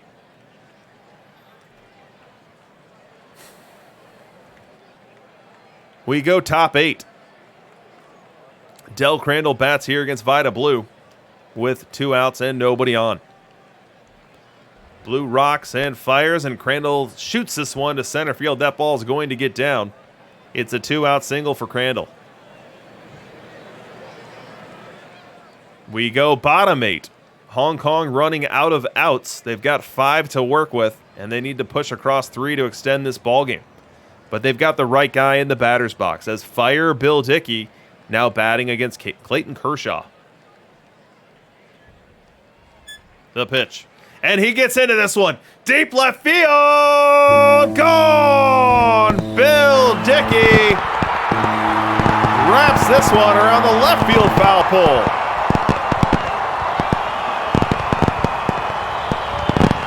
A rocket shot. No doubter. The only doubt was whether it would stay fair, and it did. Clayton Kershaw reached back, fired a 97-mile-an-hour get-me-over fastball, and Bill Dickey didn't miss it. It is now 8-6. Still in the 8th inning, Hong Kong clawing their way back into this one. They're getting a highlight with 2 outs and nobody on for Willie Keeler. Kershaw rocks, Kershaw fires. Little dinker, going to be a really tough play. Archie Vaughn fields it. He's just going to eat it there. That's an infield single for Willie Keeler. A menace on the base paths. Now, if Palatine had not scored that insurance run in the top half here, you could see Keeler in motion. Given that Hong Kong is chasing 2, I think it's very likely that Keeler will not be testing his luck on the base paths. Nothing doing. Rest of the bottom of the 8th. We go to the top of the 9th. Pluto's still looking for more insurance, more breathing room. They've got a 2-run lead and would certainly love to have a touch more than that. They'll face Vida Blue here with their Carl Yastrzemski with 1 out. Wind and the pitch, and this ball is smoked to the right center field gap and gone. Carl Yastrzemski sends one 405 happy feet into the bullpen in right center field, and a hush has fallen over Hong Kong. Yaz's second home run off a lefty in this World Series, really leaning into that lefty ballpark. Still top 9, and look who's up. If I never saw another Tim Raines highlight the rest of my life, I wouldn't be upset. I can't wait till the day that Raines is so out of meta you can't run him anymore. I thought I hated Pop Lloyd, and then I had last week happen. Anyways, let's get to it. So Tim Raines facing Vida Blue here. 2 away in the 9th, the pitch. And this one is looped into right field. That ball will get down for a base hit. Archie Vaughn, he'll get to second. He'll stop there. Now 2 on, 2 out for the Plutos as they're looking to score their 10th run. Oh, Tech 15. Tech 15, I wish I could share that memory with everyone. I wish we had that on film. Maybe we do. We probably do. No, we don't, because it wasn't a World Series. That was a first round. We go bottom 9. So that top 9 rally never manifested into anything meaningful. We go bottom 9, and now Hong Kong down to their final strike. Still facing the Plutos' Clayton Kershaw. They've got their Joe Morgan at the plate. Down in the count 1-2. They need 2 people to get on base and then a blast. Morgan, Bell, and Franco are who's due. Wind and the pitch, and that is strike 3. The Palatine Plutos have come into Hong Kong, played the lefty cheese game, and lived to tell the tale. It's a 9-6 victory. They do so with 10 hits and working around 2 defensive miscues. They now take a commanding 3-1 lead in this series and will have the opportunity to play to win it all in the next sim. Get some road fireworks. If someone wins a game in the Perfect League World Series, they deserve fireworks.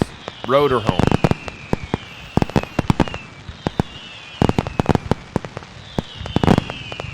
Let's go to the box score. And what do we see? So we see Hong Kong throwing out the righty starter at the lefty ballpark again, perhaps just looking to do something unpredictable, and it didn't go well. Now, Felix Hernandez wasn't horrific. I mean, only 6 base runners in 3 2/3 innings. That's not a nightmare start, but when they all come around to score, it can certainly feel like one. So 3 2/3 innings, 5 earned runs. Did give up the home run to Tim Raines, the grand slam in the first inning, which certainly was a huge blow within this ballpark and within this ball game. On the Palatine side, you had Vida Blue put up what you'd consider to be a bad start. 5 1/3 innings, 5 earned runs, allowed 9 base runners, but he actually gets the win as his offense carried him and his bullpen and Johan Santana and Clayton Kershaw able to close the door. 3 2/3 innings of relief, only 1 earned run. And as we look at, this is interesting. Look at these box scores. This is really interesting. So Arky Vaughan was in the starting lineup. He was in the starting lineup, and then when he came up in the first inning against Vida Blue, he was pinch hit. So Arky Vaughan did not bat in this game. Wander Franco pinch hit for him, hit that bases clearing triple, picked up 3 RBIs on the play, and then played the rest of the game at shortstop. So Hong Kong with an aggressive hook on Arky Vaughan, not wanting him to face that left-on-left matchup with Vida Blue.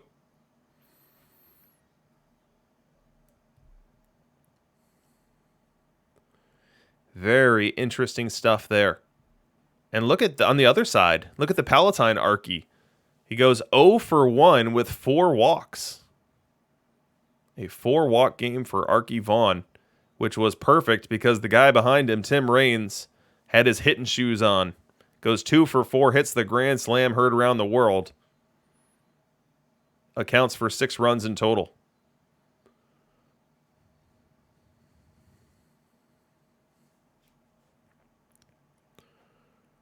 So the trophy will be in the building for this next sim, guys. The Palatine Plutos, if they're able to win Game 5, if they're able to steal another game in Lefty Cheese Land, despite being a righty cheese team, they will be your 2042 Perfect League champion.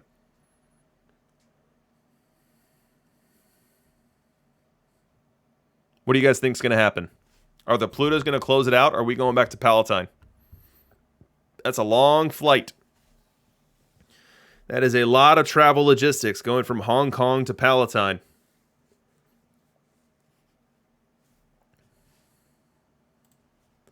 You know, we had our buggy survey saying that 100% of the people voted for the Palatine Plutos. What did they know that we did not?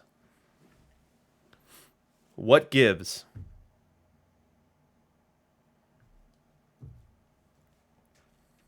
Ice T 22 says it's over. He feels it. He feels like the straw poll was prescient and knew. You know what? Let's check out our brackets to see who's going to win if the Plutos win it all. View our standings. So first place in the brackets as we sit here right now is Fred the Baker. Fred the Baker with a score of 15, currently sitting in first. However,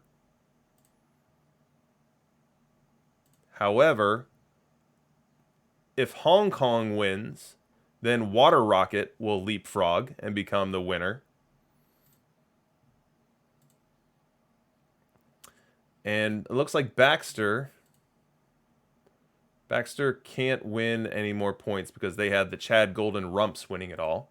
And so Baxter at 12 points is sitting here hoping for a consolation prize.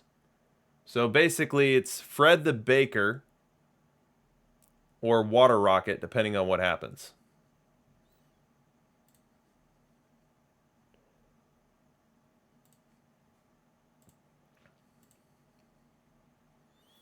Four minutes to the sim. Let's look at some market share charts while we're waiting.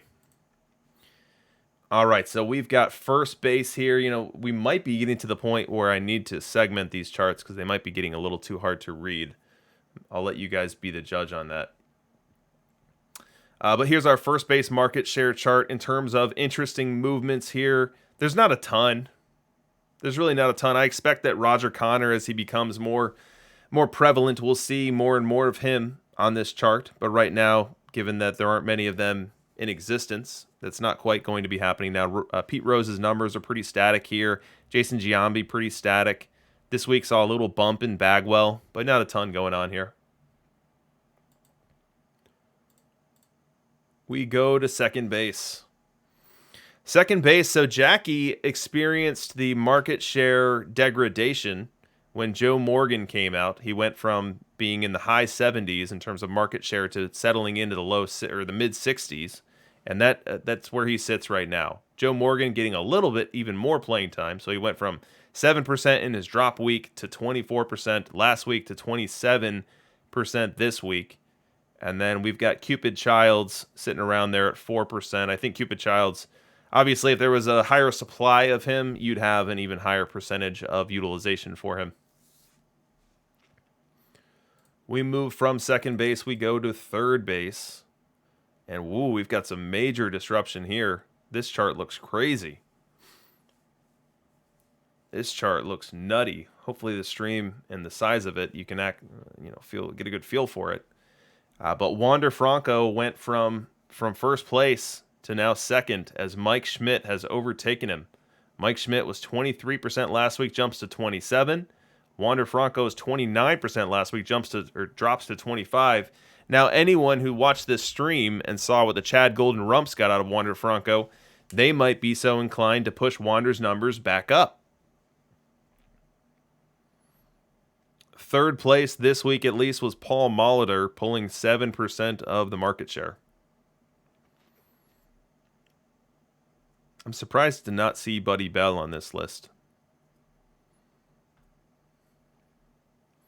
I'm guessing it could be that I have it filtered for top 5, and that filtering for top 5 might overweight past performance like Adrian Beltre, him getting 37% way back when, and now being off the map entirely. But I'll check that out. We go from third base to catcher. Catcher's seeming pretty set. We've got Del Crandall as our market share leader. Bill Dickey with a little bit of a erosion this week, 10%, going down from 30 to 27. And then we've got Piazza and McCarver basically mirrored right in that 12% range. And then at the very bottom, we've got Josh Gibson. So Gibson holding on to a handful of percent.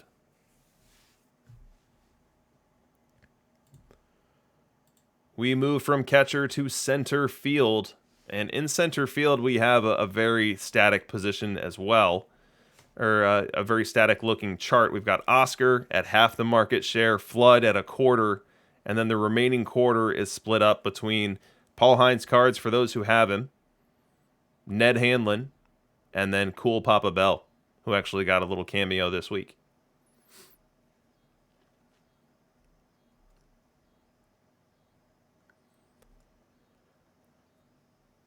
You know, now that we have the Ashburn card, let's see if we start getting some Ashburn samples starting next week.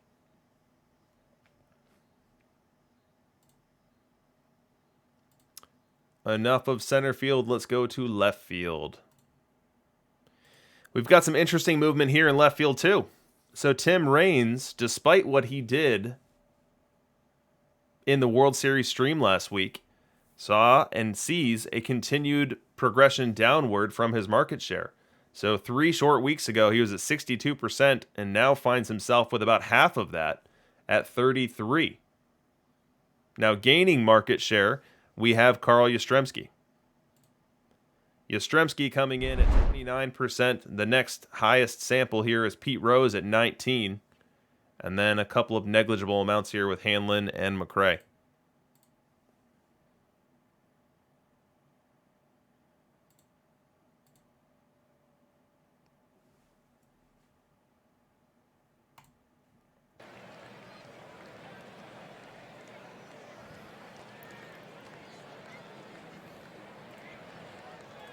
All right, let's load up this sim.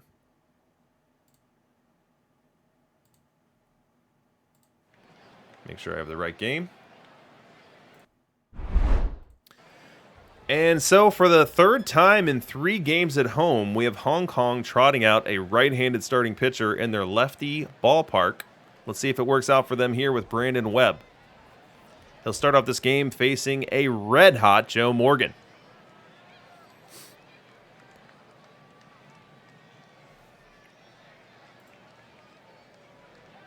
Wind and the pitch. That's ball 4. A rough start here to this game for Brandon Webb, who can struggle with his control from time to time. Able to get out of the jam in the first. Now we go to the top of the third. And Oscar Charleston has started this inning off by getting aboard. And now Mike Piazza bats. The pitch to Piazza could be 2. Morgan has it on over to Arky Vaughn. On over to Rose. That's a 4-6-3. A double play for the Hong Kong Hyundai. We go top 5. Third straight highlight for the Plutos. The Hyundai currently waiting for their first highlight. Appling bats against Brandon Webb. Now Brandon Webb, an extreme ground baller, looking to induce another one of those double play balls. Line drive up the middle, base hit. Arky Vaughn gets to second. He'll stop there. Now 2 on and 1 out in the best rally we've seen today. This one for the Palatine Plutos. Next batter, Oscar Charleston, a dangerous hitter, made more dangerous in this ballpark. 1-2 count on him. Webb reaches back, fires, check swing. Did he go? Yes, he did.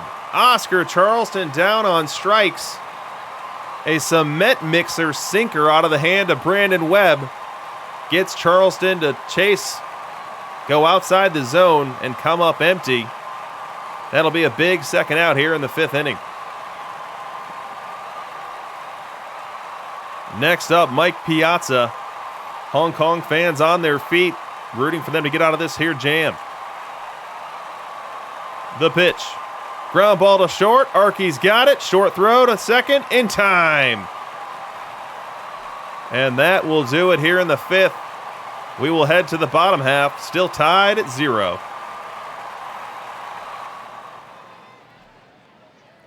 We go top 6. This is now 4 consecutive highlights for the Plutos. Hong Kong has not had one yet. And unfortunately, this highlight is starting off against a fire Joe Morgan. 1-1 count.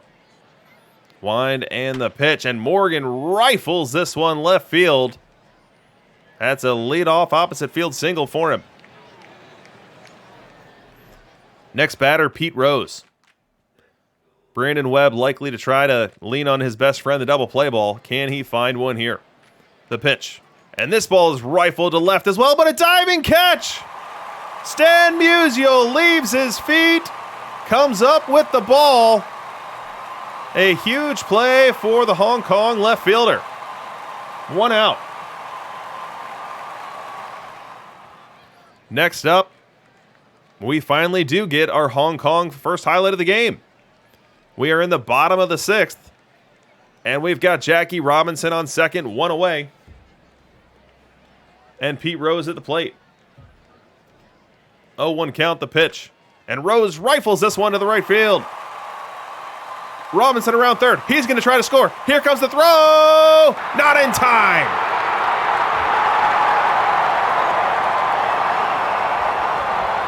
Pete Rose shoots a heater to the opposite field.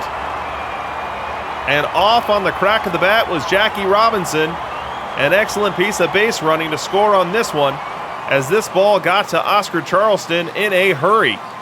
He came up and threw a strike to the plate, but it was too slow to catch the very speedy Jackie Robinson. Next up, we have Stan Musial, who's wearing the icicle. For the Palatine Plutos, into this game comes Tommy Glavin, trying to pour some ice on this rally. And this ball is crushed to right field. That's going to get down and go to the wall. Rose around second, heads to third. He's stopping there. That's a double for an icy cold Stan Musial. We don't often see icy cold players getting base hits on stream, so we're seeing it tonight. And now the Hong Kong Hyundai have runners at second and third and one out here in the sixth.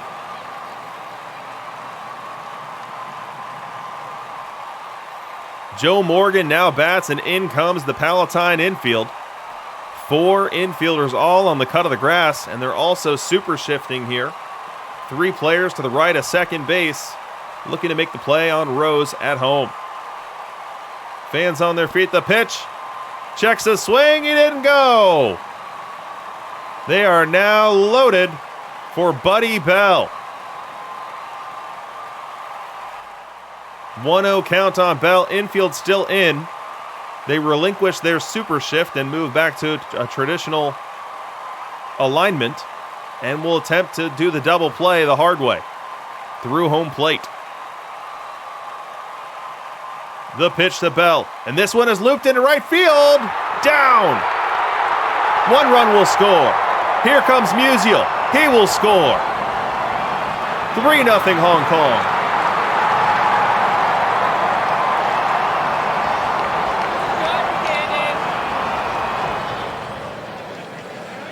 Buddy Bell comes through in the clutch here in the sixth. Next up is Bill Dickey. Again, not any old Bill Dickey. This is the same fire Bill Dickey that has been wreaking havoc to Palatine pitching all series long. He currently looks to extend the 3-run lead. The pitch. And this ball is shot into the right center field gap. Joe Morgan scores. Buddy Bell around third. He will score. Heading to third on the play is Bill Dickey. It is 5-0 Hong Kong.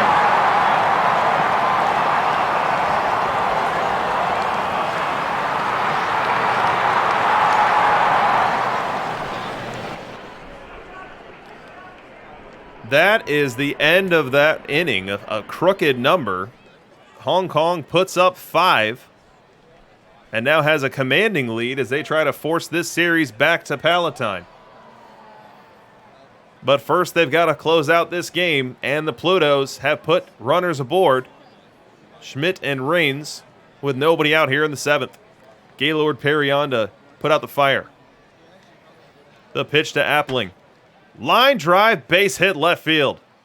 Schmidt around third, he'll stop there. They are now loaded with nobody out here in Hong Kong. Oscar Charleston, the next batter, and he has worked a full count.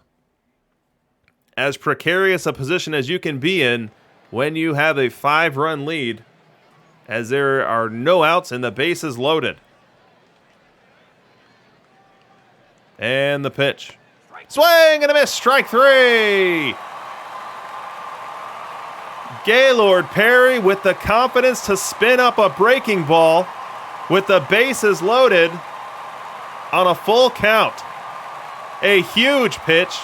Definitely not something Charleston was expecting. And that's the first out of this inning. Now Mike Piazza takes his turn. Hong Kong fans on their feet.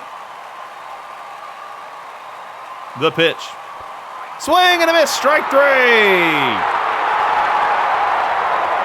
Gaylord Perry does it twice as nice. Another full count, another curveball, and another strikeout. Now 1 out away from getting out of this jam entirely. He'll have to go through Joe Morgan, but it's not any Joe Morgan. This is fire Joe Morgan, and he has been a nuisance all series long. Hong Kong wanting to go all in this moment here. They bring in Vida Blue as a reliever to get that left-on-left advantage. Let's see if it pays off for him. The kick, the fire, fly ball right field. Could be playable. Keeler shifts over. He makes the grab.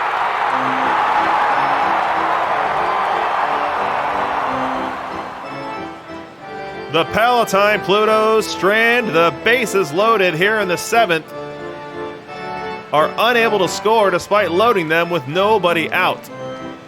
Gaylord Perry strikes out Charleston, strikes out Piazza after both work a full count, and then Vida Blue comes on in for Joe Morgan and gets him to fly out to right field. Huge shot in the arm for the Hyundai. Now we go top 9, and the Hyundai are 1 out away from putting the finishing touches on this Game 5.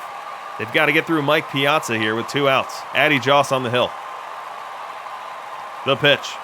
Line drive to first, and caught! That'll do it! The Hyundai win Game 5. A 5-0 washout. And this series is going 6 at least. They will put the Perfect League trophy back in its protective case and then ship it all the way to Palatine. We are not sharing that one tonight. The trophy ceremony will be put on hold.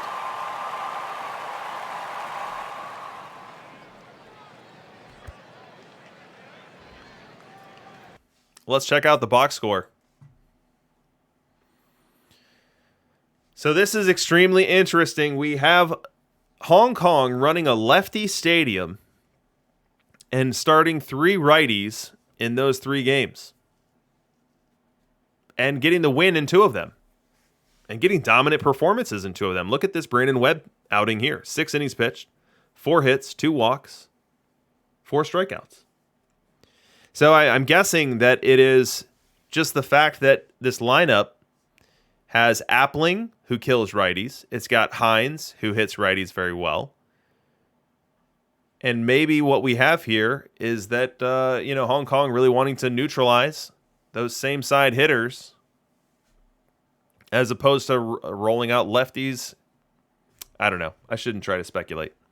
But Brandon Webb gets the job done. 6 innings pitched, 0 earned runs, a quality start in the truest sense. And then the bullpen carries on and really delivers. Gaylord Perry, Vida Blue, Addy Joss, all of them getting some big outs in this one. On the other side, Tommy Glavine did not have his best stuff. 5 2/3, gave up 5 runs, did not give up a long ball, but struggled with his command and struggled with the BABIP monster as well. So now we shift. We shift to Palatine. We go from lefty cheese to righty cheese. Our scheduled starters are Matt Morris and Felix Hernandez. Palatine won both of their games earlier this series at home and won them both convincingly, one by a score of 9-1, the other by a score of 8-4. If Palatine were to be able to finish this one off, you've got to think that the MVP conversation begins with Luke Appling, Paul Hines, maybe Mike Schmidt's in there depending on what happens this one. You've had Yastrzemski with 2 bombs. Maybe he's in consideration as well. 7 seconds to the sim. If Palatine wins, they will be champion. If Hong Kong wins, we'll be headed to 7.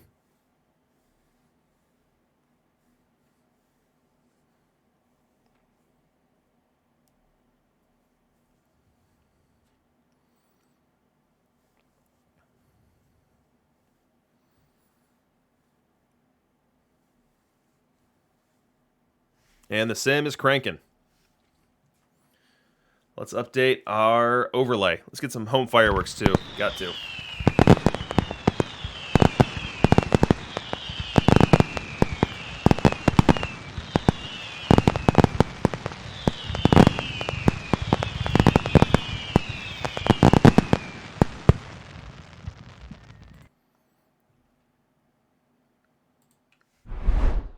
So what's going to happen, guys?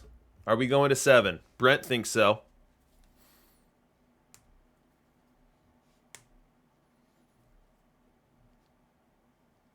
I think we are too. I think the only way this is getting settled is in 7 games.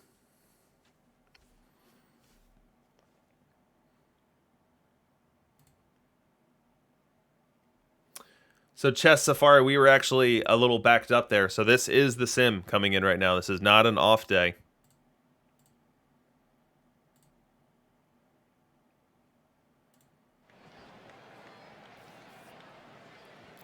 All right, let's get started, guys. It's put up or shut up time. We have lost some fire from our lineup cards. The Hong Kong Joe Morgan, no longer on fire. We've got some new fire for the Palatine Plutos. And actually, I think it was the Palatine Plutos Morgan that was on fire.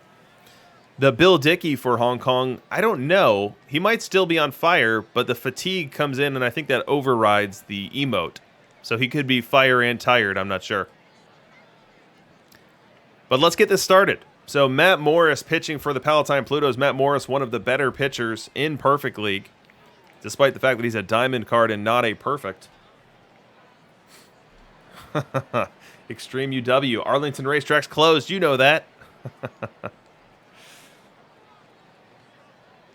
Joe Morgan leads off for Hong Kong. The pitch.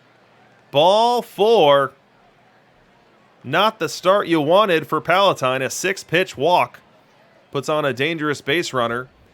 That precedes a dangerous lineup. Rose, Charleston, Yastrzemski to follow.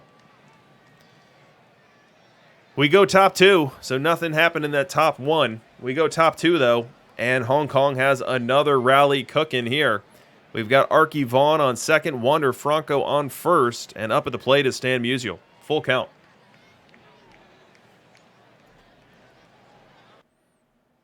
Morris comes set. Morris delivers, and Morris misses. Another walk. They are now loaded. Dangerous time here in Palatine. Willie Keeler has a 2-0 advantage and has a pitcher who's on the ropes and struggling with his command. Does he come through for the Hingdai and give them an early lead here in Game 6? The pitch. Fly ball center, well hit but playable. Going back is Hines. He'll make the grab. He throws it home, and it's a missile, and he is out at the plate! Paul Hines, from deeper than standard center field, catches this ball and uncorks a Vladian heat-seeking missile to the plate. Arky Vaughn was shocked. Arky Vaughn, not the fastest runner, but was definitely not expecting a play at the plate on this one. Paul Hines pulling out some MVP-type performance tonight. The Hong Kong Hingdai second ends on a double play, 8-2. Oh, look at this. We go bottom 7. We still have no score. We've got Hines on board, on base here for the Plutos at first, and then batting is Carl Yastrzemski. We talked about Yastrzemski in the same breath of MVP. He's got 2 home runs, and a third would certainly give him the right nudge to put himself squarely in that conversation. Morris comes set. Morris delivers, and this is rifled down the third base line, but fielded. Wander Franco makes the play. Fires on over to first in time. Now Hines was in motion on the play, so there was no opportunity for a double play. He advances to second, and will stay there here in the 7th, representing the first run of this game.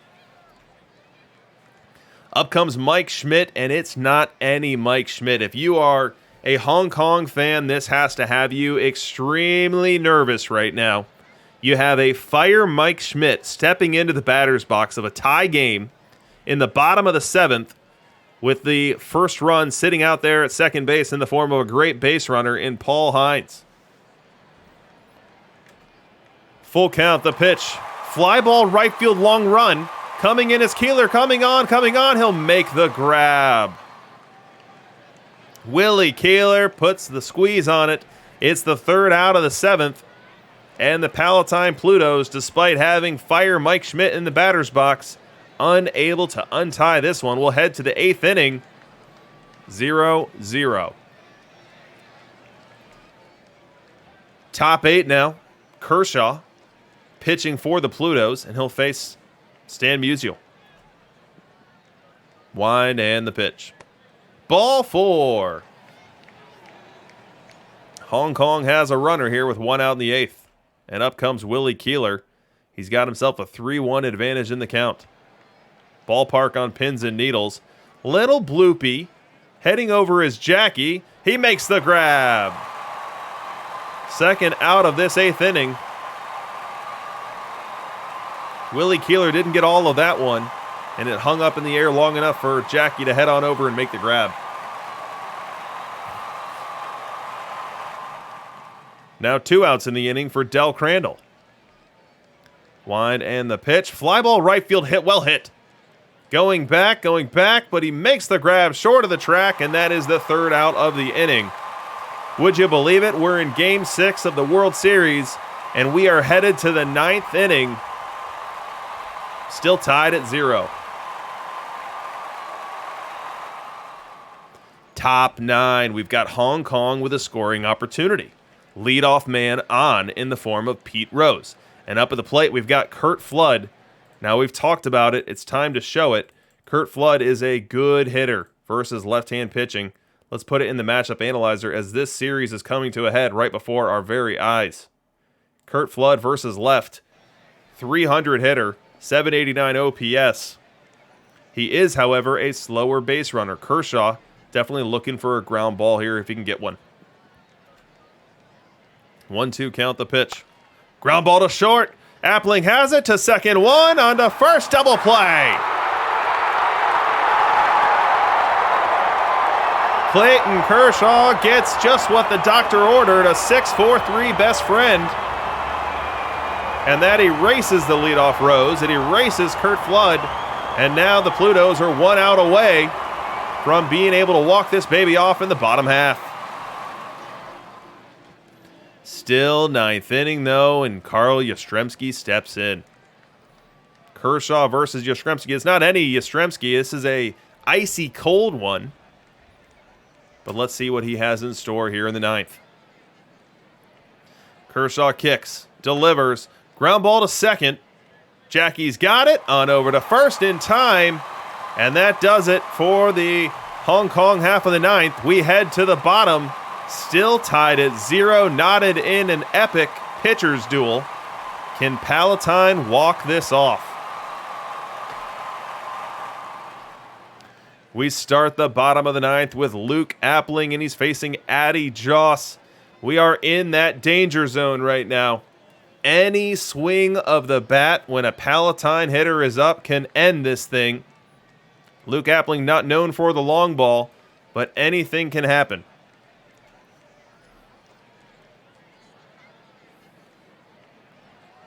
Joss into this game, delivers, and Appling shoots this one to third. Fielded by Wander Franco, on over to first in time. 1 up and 1 down. Next up, we've got Pete Rose. 2-2 count on him. Joss gets the sign, kicks and fires, and this ball is shot to left field. That's a base hit. Pete Rose now aboard, representing the winning run, the World Series winning run, if he is able to score from first base. We have got the meat of the order coming up. Paul Hines, Carl Yastrzemski, and Fire Mike Schmidt do. A very dangerous and precarious spot here for Hong Kong Hyundai. Can they navigate this bottom half of the 9th? Paul Hines gets the first crack here. It's 3-2 count. Joss needs to come in here. Come set. Ball 4. Paul Hines works a 6-pitch walk. And now the winning run moves up 90 feet. Stands at second base. And they're not out of the woods yet. Yastrzemski and Schmidt do. 2-1 count on Yaz. The pitch. Fly ball right field and down. That's a base hit. The throw home. Rose will hold. Rose will hold at third. He does not attempt to score. Carl Yastrzemski laces a base hit to right field, but Willie Keeler was Johnny on the spot, fielded it on one hop, fired it home, hit the cutoff man, and the Plutos third base coach was not in the mood to gamble. They will stick with the bases loaded, and they will put this game into the hands of Mike Schmidt. World Series on the line, game on the line. Palatine Plutos history on the line. 2-0 count. Infield is in, outfield is in. Everyone looking to make a play at the plate. The pitch. Fly ball on the infield. Who's going to grab it? Running over and making the catch is Arky Vaughn. Fire Mike Schmidt fails to come through in 2 clutch at-bats, the 7th and the 9th. Unbelievable. And a hush falls over Palatine for the time being. This rally and this opportunity to win this World Series now shifts over to Jackie Robinson. He will bat versus Addy Jost. Let's set up the matchup analyzer because we don't get many plate appearances higher leverage than this. If you're Hong Kong, you are 1 out away from getting out of the woods and having a second life, a second chance. As you look at the matchup here, advantage goes to the pitcher. However, we're in a righty cheese park, so that just might tilt it over into the favor of Jackie Robinson. Every fan in this stadium, regardless of who they're rooting for, on their feet. A tense moment here in Palatine. 0-1 count to Jackie. Joss comes set. The pitch. Ground ball to first. Fielded it. Throw to first base. It's late! It's late! It's late! It's late! Jackie Robinson walks off the World Series with an infield single. It was a roller up first. Pete Rose fields it. A little slow off the mound was Addy Joss, and that proved to be the difference. Jackie Robinson hustling out of the batter's box the entire way, beats Joss to the bag, and the Palatine Plutos are champions.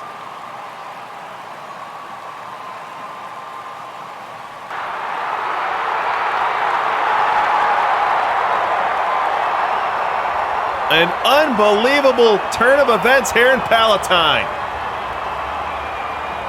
Fireworks. Woo! I really thought Mike Schmidt was going to be the one to win that one. And when I saw that little roller up first, I thought we were heading to extras. But Jackie Robinson had a different idea. Jackie Robinson beats out the infield single and will forever be a legend in Palatine Plutos lore. An infield single to walk off the World Series. I mean, from a pitching perspective, everyone was great. Morris was great. Santana, Kershaw for Palatine. Matt Morris was great for Hong Kong. Kershaw great. And then Addy Joss was just fine, just didn't get to the bag in time. An unbelievable World Series as the Palatine Plutos are your champion.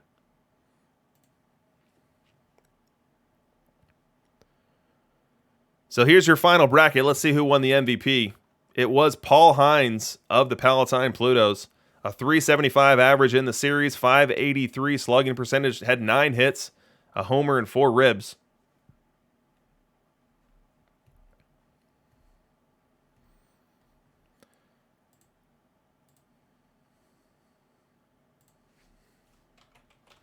We give the Plutos Game 6, and we congratulate them as the latest Perfect League champion.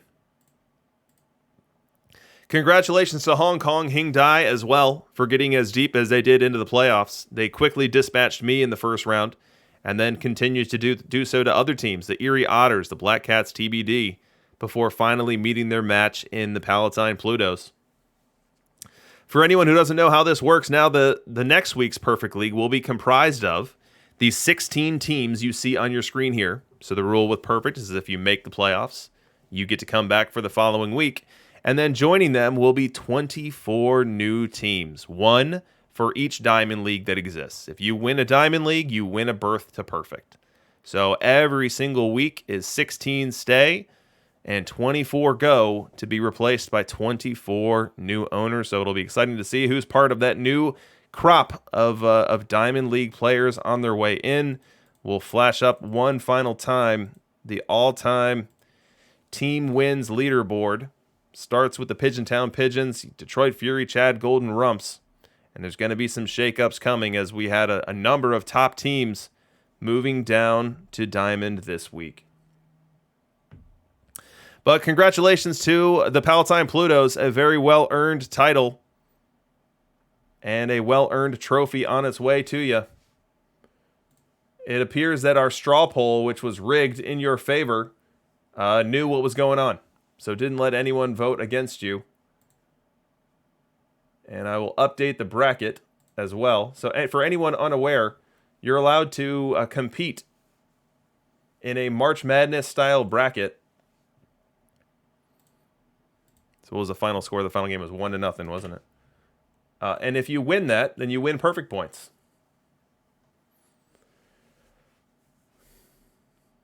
Up to 100,000. A perfect bracket gets you 100,000 perfect points. So if you're not doing that, if you're not making it a habit to fill out a bracket every Sunday morning, you need to get in that.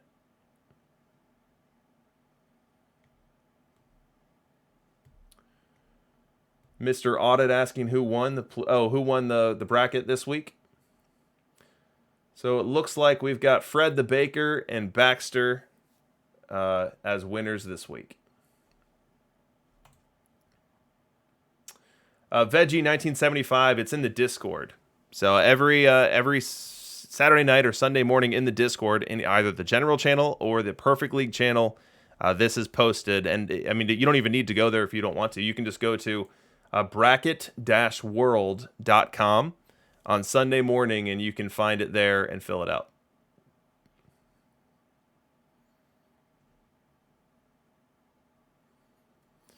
All right, guys, so that is going to conclude our coverage here for this week's 2042 Perfect League World Series. I will actually not be back next week as for Labor Day, we are doing a little traveling. So 2 weeks from now, I will return for the 2044 Perfect League World Series, and we will see who we have to broadcast then. So with that being said, I've been your host, DRC. This has been the Perfect League World Series broadcast, and we will see you next time.